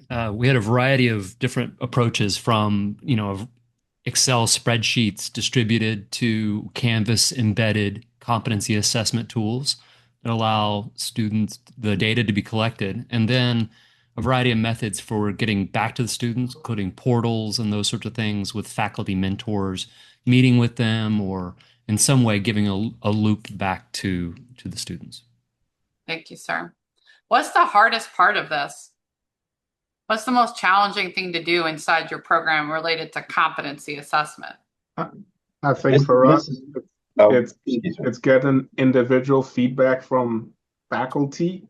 So in my program, not only are faculty required to provide a grade, but you have to provide a competency assessment for each course that you teach to the students and then to the program director, which is then aggregated and sent back to the advisor so they can talk to the students when the student comes back in about areas to grow. But the faculty, you have folks who write really extensive feedback on competency assessment, and folks who write 2 or 3 sentences. So it's how to standardize the richness of the competency assessment provided back to the student. So Banky, can I ask a question on that? So that free form writing can be very, capacity draining, right? So if you had a rubric or an assessment tool that had lots of detail in it and the faculty could pick and choose what they, highlight things, does that help the faculty get rid of that burden and be willing to add more information, do you think? Because writing a lot is hard at the end of the semester. Yeah, but what we were focused on as a group is that we owe it to the students if we're truly doing competency assessment and to provide them with feedback, because if you put a rubric, sometimes it's just generic. Okay, you met the minimum checkbox, but what did I actually meet? What did you see, or what did you assess of me as an individual in your class that can be helpful? So I'll give you examples. You can provide feedback on very smart, very this, very that, but your professional behavior at times during class, distractions and so on, the students find that helpful because now they recognize, oh, I don't even know I'm doing that, but I'm doing that. A rubric doesn't allow you to do that. So yes, it's a lot more work on the faculty, but again, going back to the student, it creates more value for the students and give them something concrete to understand and grow on. Yeah, right. How many of you guys use the voice translation software in your LMS to give feedback or on your computer screen, like that you voice transcribe what your feedback is? Ed uses it, Garrett uses it. Yeah, this was a game changer for us when we told the faculty that they could click on that button and just talk. The feedback went from 2 sentences to like 6 paragraphs because they could just say what it is they needed to say, and it captured it inside of the ARC. We used Canvas at the time. So Becky, I think what you're doing is great, giving me feedback to tell me how I changed, not kind of generic stuff. But if you guys aren't using that tool, I know our adjuncts were like blown away. They're like, wait a minute, I can just chit chat. I also give video feedback. So I don't know if that's helpful from anyone, but I just stick the video on in Canvas and I just talk and give them feedback, because having carpal tunnel increases your chances of trying to find creative ways to do this. So that's how I figured it out, but maybe it helps. I don't know. We're not as cool as everyone. We're still in the dark ages. We use Blackboard. Well, Microsoft Office, by the way, has a little microphone on it, so you don't even have to do fancy stuff. You can just talk and then copy and paste it. So yeah, I hear you. It's hard. Lindsay. Oh, I was just going to make a comment. Sorry, I think it was Herschel that was talking in terms of, and I can't remember. I'm so sorry. There's a lot of folks on this call.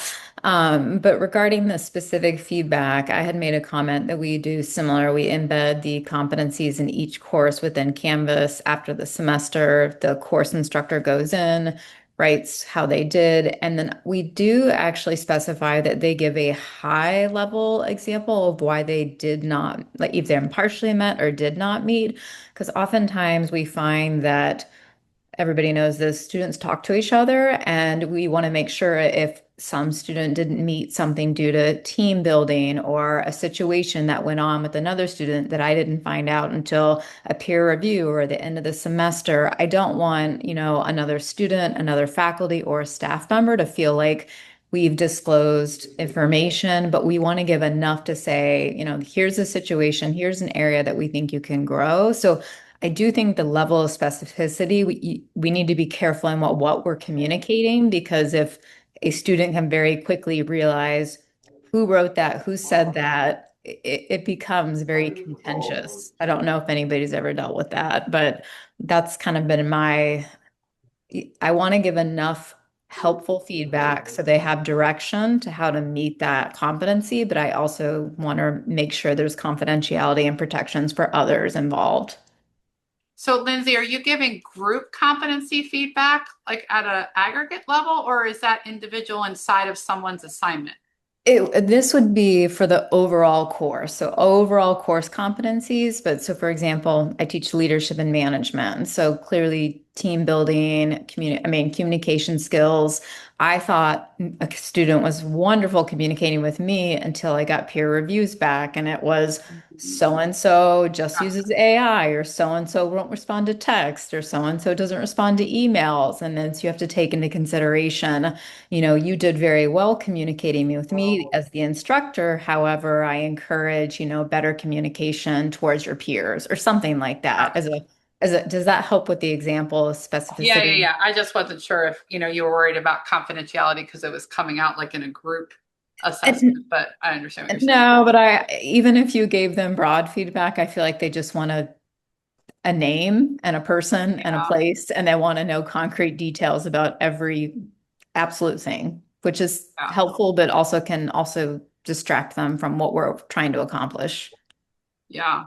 And you could see too, if you found a trend in that area, you could add it to your assessment rubric too, right? So if AI used rather than original problem solving becomes more of an issue, you could stick it in that rubric and assess it for everybody, right? And let it be a kind of standard. So that's a great way to use your data that you get And back just to.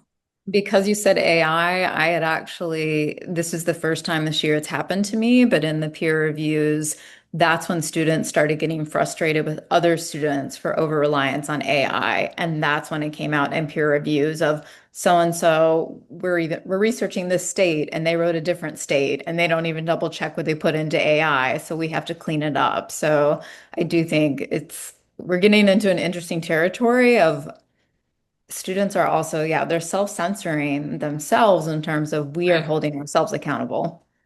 Yeah. Someone asked in the chat if the feedback was accessible. Yeah, so if you have that accessibility piece inside of your LMS, it should be easily accessible because it's typed in, right? So they can have that read through a reader or any kind of ADA tool. But does the verbal feedback on Canvas provide a transcript? It could. You just have to figure out whether or not you have that in your LMS option. So yeah. And then Carla said, most of them do have some kind of tool. You just have to figure out if you can use it. Joel, did you have your hand up? I had, but I mean, it's just to make explicit. So verbal feedback is valued. It survives a level of evidence. Is it evidence that when the site team comes, they say, what was the evidence for the assessment of this competency? We say, oh, here, this Canvas assignment, and here's the verbal feedback in the recording. That satisfies the requirement of evidence. Yeah. So if I access it in your LMS and I can watch it, right? Like, so as the site visitor, if I'm in there and I'm looking at that and I see that faculty member, that's how they do it, and I can listen and hear it. I think that's perfectly fine. If you have a transcript, that's fine. And if it's audible, if it's audio feedback that's transcribed into words, then absolutely, right? I think the question would be, how do you rate that, right? So how do faculty know where that lives? And so if you're collecting proficiency level data, they'll still be able to say this is a 3 or a 4 or an intermediate or proficient, whatever it is. And so you'll still have that as your kind of gold standard and then how they give that feedback. But I typically have used a rubric and a competency-based rubric and also given that feedback. So they're getting some written. And then I'll just give a caveat. If a student says hearing audio feedback is too hard for them to process, I asked them that at the beginning of the semester, if giving video feedback is helpful. Usually every semester I have one student that says, actually, no, that's not how I process information. Could you write it down? And then I write it for them rather than give video because that's just, how they take in things. And so I always check with the student to make sure that works for them before I do it. But yeah, it absolutely can be evidence. Yeah. Herschel.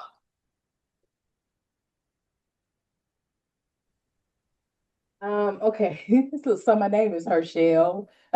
Herschel, thank I you. was I was the son my dad never had. So his name was Herschel and he wanted a junior. So he had 4 girls. Aw, So so it's it's actually still Herschel. beautiful. So one of the things that I wanted to kind of bring forth or kind of mention is my approach is a little different because I'm the assessment person. So I'm kind of looking at some of the data and the artifacts that they are submitting and giving my own feedback as well. And one of the things that I'm trying to do, as far as establish with them so that they begin to do it on their own, is put them on some sort of a calendar where they are looking at individual competencies, and the courses where these competencies are and the student artifacts and things of that nature so that they can have better alignment, meaning does this rubric work with the assignment we have? Because sometimes there is misalignment there, which means that they're not getting at what they're trying to capture, although they're doing it. And then is this the best assignment, for this particular course, or do we need to, add more rigor? Do we need to, those types of things? So I'm trying to have them look at things on a more granular level, because one of the things that I noticed, not with this program, but just in general, some people will have a rubric, analytic rubric, and they're using it on a multiple choice test. And I said, listen, God is real if you can show me how this connects.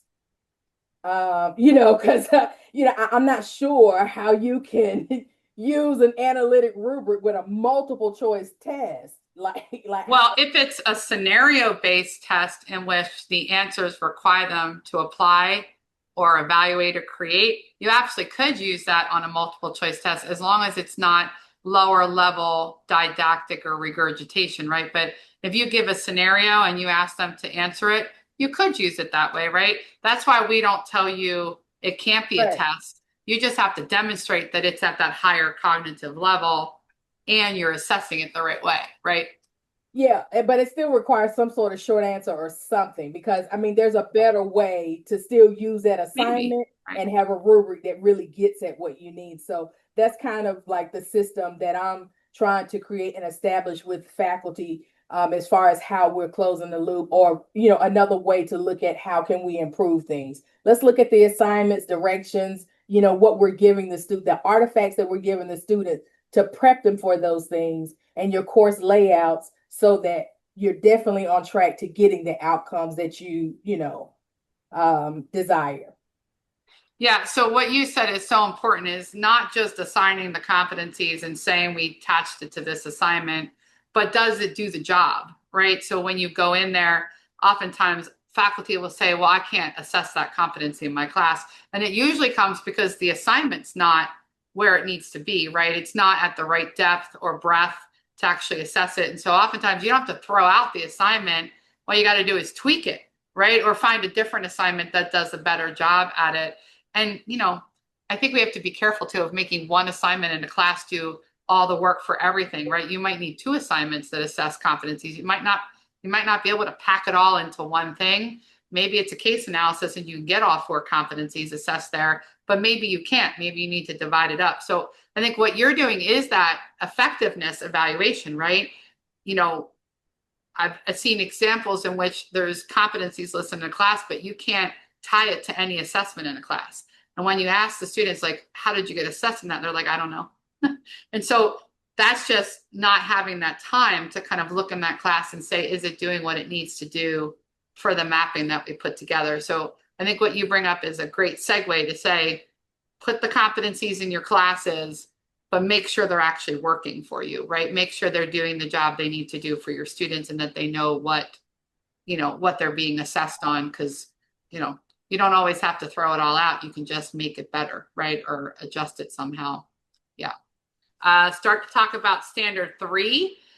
And so we talked about mission, vision, your target audience, where students go in that standard 1. The connection then goes into standard 2 in your competency model. So you're picking competencies that are industry relevant and appropriate for the students you're bringing in and where they're going. And now we're building the curriculum that helps you assess those competencies, right? Getting that knowledge and those skills out to your students. And so standard 3 has a lot of things that should seem very familiar to you. There's not a whole lot that's technically new, but we've reorganized it a little bit, repackaged it in a way that we think it flows better. Today, we're just going to get through the first part of the standard, and then tomorrow we'll finish this out. All right, so graduate level curriculum development. We're calling this new because where we have discussed this before was kind of in a bunch of different places. And so we've pulled all of those pieces together and are asking you all to tell us how your curriculum is industry relevant and appropriate for your students, right? How does it prepare them to demonstrate those skills and knowledge pieces for those employability elements in the jobs that they're going to? And in here, we've put in here the elements related to team-based learning, as well as access to a variety of healthcare professionals. So once again, in the people side, you should have a pretty broad group of stakeholders helping you with 3.1. And this might happen in tiers, right? In different layers or phases in which you determine whether or not those classes are correct. I think Herschel was talking about it earlier. It isn't just, is there a class and are there competencies in it, but does it do the work for you? Does it help the faculty member get those objectives met, get those student outcomes, make sure that the students are getting practice and feedback so that they're building those competencies? I worked with a program once in which we put Post-its along the wall and we asked the faculty to go up and just write down the deliverables from their class. Right? What are the things that students are actually doing in their course? And we would hopefully then connect them to the competencies. And we had a course in which there wasn't anything on there. And so the course was a lot of knowledge, a lot of guest speakers were coming in and talking about really interesting topics, but they weren't actually doing anything in the class to allow students to practice and apply those skills, right? So they were discussing things and talking about trends. But when I said, like, what do they walk away with? What could they tell an employer that they learned how to do in that class? There wasn't anything in there. But there were 14 guest speakers. Now, mind you, phenomenally interesting. But doing that assessment of the curriculum helped us realize we needed to create some assignments in there that actually allowed us to measure the competencies. And then ahead of that, what kind of practice did they get going through that? So this is a really important criterion. This one has a lot of processes listed here too. You're mapping all of those competencies to your courses. Now, does every course have to assess competencies? No. You decide what courses assess what competencies. You may choose to have a course that has no competencies in it, right? Maybe they take a particular class from another department in which you've chosen not to put your competency model layered in that class. That's really okay. How do you figure out if it's graduate level rigor, right? You really should be able to tell the difference between an undergraduate course and this graduate course, right? Expanding that knowledge, evolving their ability to understand a topic. So it shouldn't be at that basic level you would see in an undergraduate course. Now, if you have folks coming right out of an undergraduate curriculum, health policy might include a lot of basic concepts, right? Economics might include a lot of basic concepts, but how do you then advance that over the time that they're in that course? In here, we have required program topics. I'm going to talk about that in a second. We'll be looking at your syllabi and connecting that to your LMS. So we'll be using the syllabi. So if the syllabi is in the LMS, totally fine as well. But we'll be looking through your LMS to say, what topics are being discussed? Are they at a graduate level? Are they reading materials that are research and scholarly level? Are they able to hear about trends or things happening? And so how is that course working for you and making sure that the students get those pieces? There's a little caveat in here. Most of our programs sequence courses, right? So students take this one first, this one second, this one third. If you are not sequencing your courses, you're definitely going to need to describe how competency mapping works for you. How do you build competency over time if you're assessing them in different places? Doesn't mean you can't, but you're going to have to definitely describe that. And then again, how are you updating and reviewing your competencies and curriculum pieces to make sure that they're where they need to be?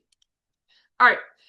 One of the things we're going to ask you to do, we asked this in a lot of different ways in the past, but right now 3.1.1, list the courses and or activities on the first column.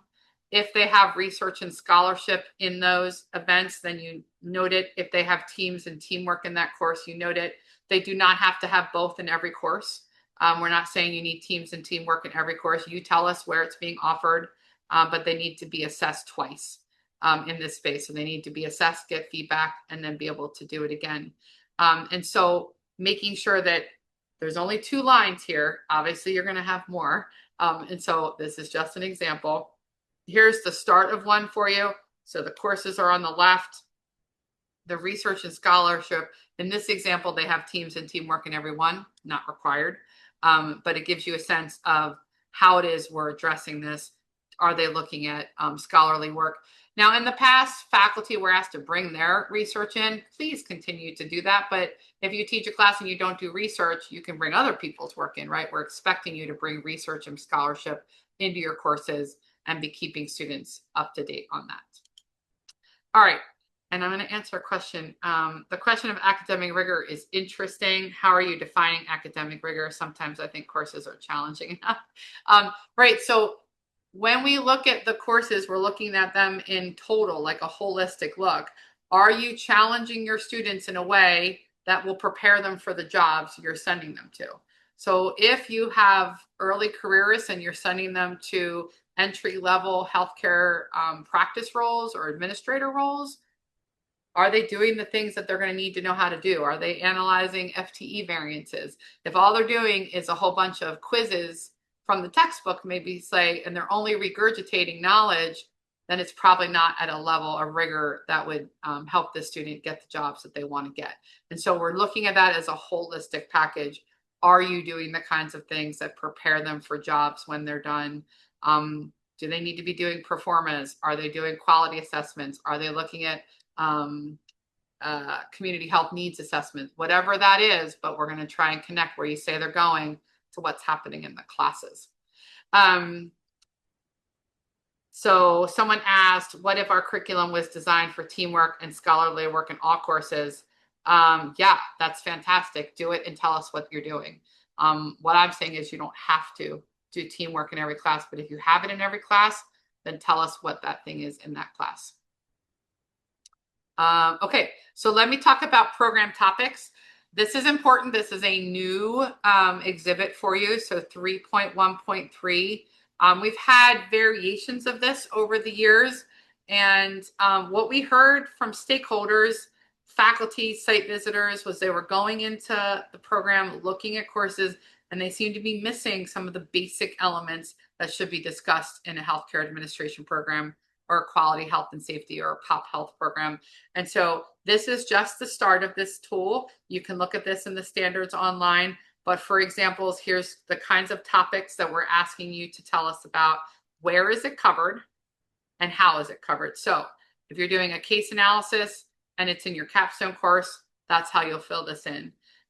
For example, in healthcare ethics, maybe you have a panel in which you bring in a group of administrators to talk about applying healthcare ethics in different scenarios. And then you can say that's in a leadership seminar that we offer to all students. Some important things here. This has to be provided to all students. It cannot be an opportunity to attend a webinar or an opportunity to take an extra thing. This must be given to all students, and we have to have proof that you're doing it. It is also not a requirement to make these topics courses.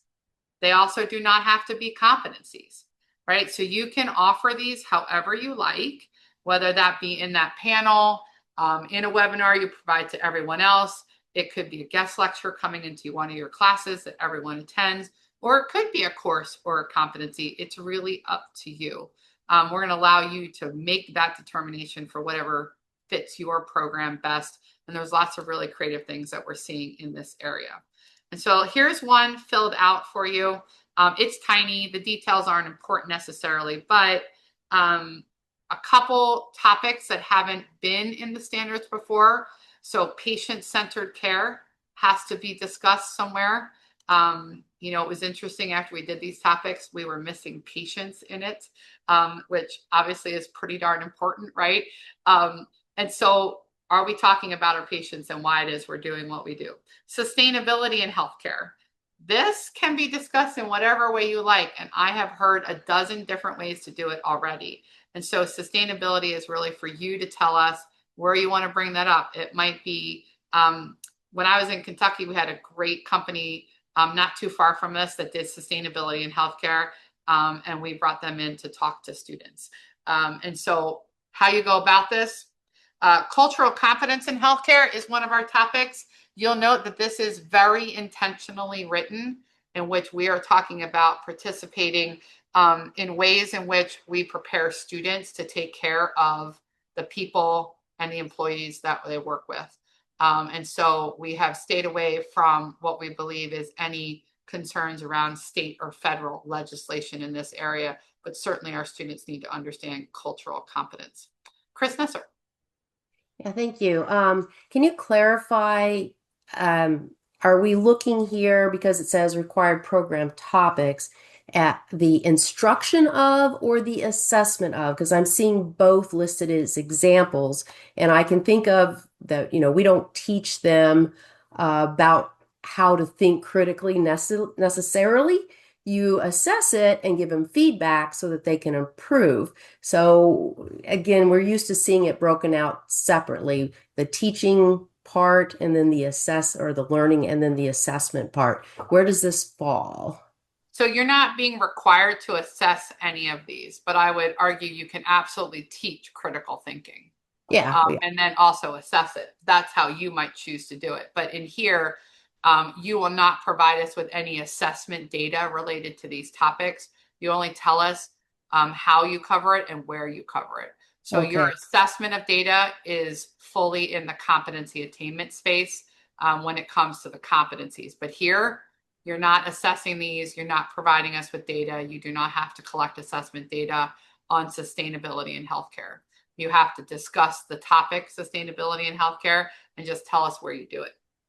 Okay, so then the clarification, if I'm understanding correctly, is we are covering the topics, teaching them the topics, not assessing. So for the first one, even though we may have them completing data interpretation exercises, the point is that we're teaching them how to do the analytical reasoning in terms of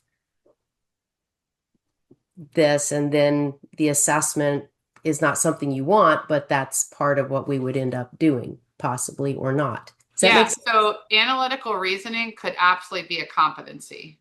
Yeah. But it could also be a topic that you discuss, right? So if it is a competency, then you can tell us where you assess it.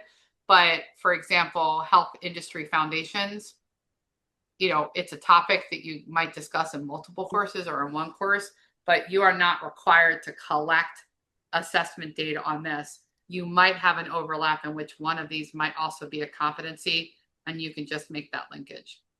So for the purpose of what you're requiring, you want that we are teaching these topics, not necessarily assessing.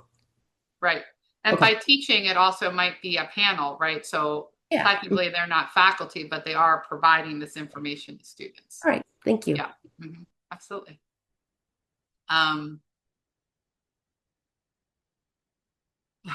Robert said they're giving up this lip service around cultural competence. Well, hopefully we are contemplating how to prepare students to work with a variety of people in the world and care for a variety of people. So that's where this comes for us, is making sure students are ready.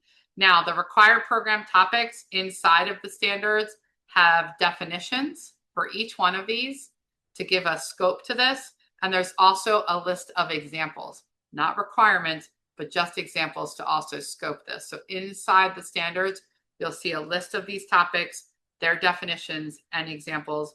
And there's a caveat in front of every one of them that says this does not need to be a course or a competency. It is a topic, just to decrease the stress, hopefully. So here's your competency mapping. And so this was what was asked for before. So you're going to go across this and tell us where all your competencies are being assessed in your courses. That gives the site visit team a real sense of what's going on, in that space, and helps them map that curriculum. That's a little bit what it looks like. And so pretty simple, not a lot of narrative, just the facts, right? Just give us the actual facts. All right, so Is it of graduate level rigor? We're going to connect that back to your mission, your target audience, and where your students go post-graduation and what they're doing. So make sure you're making that alignment.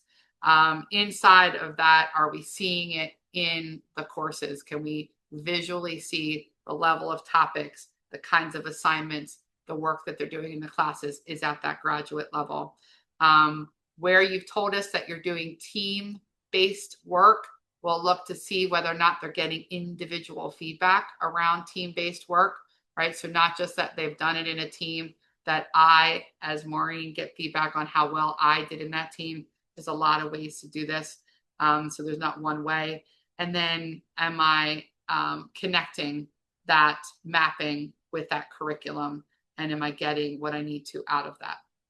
So that's your 3.1. And we're stopping at 3.1. So I'm going to push you back here. Oops, if I can. All right. So tell me questions we have so far to date. So we went through a lot. Standard 1, Standard 2, the start of Standard 3. In the next session, we'll be starting at 3.2 and working our way through that, and 4 and 5. 4 and 5 are pretty quick. The rest of 3 is a little chunky. So we're going to give your brain a break. Any questions for the group before we disperse? I'm going to put out a reminder to everyone that July 8th is our CAHME program update. That is not the same as this. They are not connected. The CAHME program update is a big picture of what's happened in CAHME over the last year, giving you a sense of where we're going. So it has details at that level. It is absolutely not a replacement for these sessions. So also, if you're a site visitor going to a pilot program, we have pilots in fall and spring coming up. There's going to be a special training for those site visitors to interpret the guideline or the standards and work through it that way. All programs start in the fall. If you have a self-study, you begin with the 2026 standards. Our pilot programs have been fantastic. They've been feeding us data. And just so you know, at the end of every pilot site visit, I'll be meeting with the pilot team, the site visit team, as well as the pilot program. We'll be getting additional feedback from them and putting that back into the standards if we need to clarify or improve anything. So we're really working to make sure that these are in great shape when everyone begins to use them in pilot or in regular visits.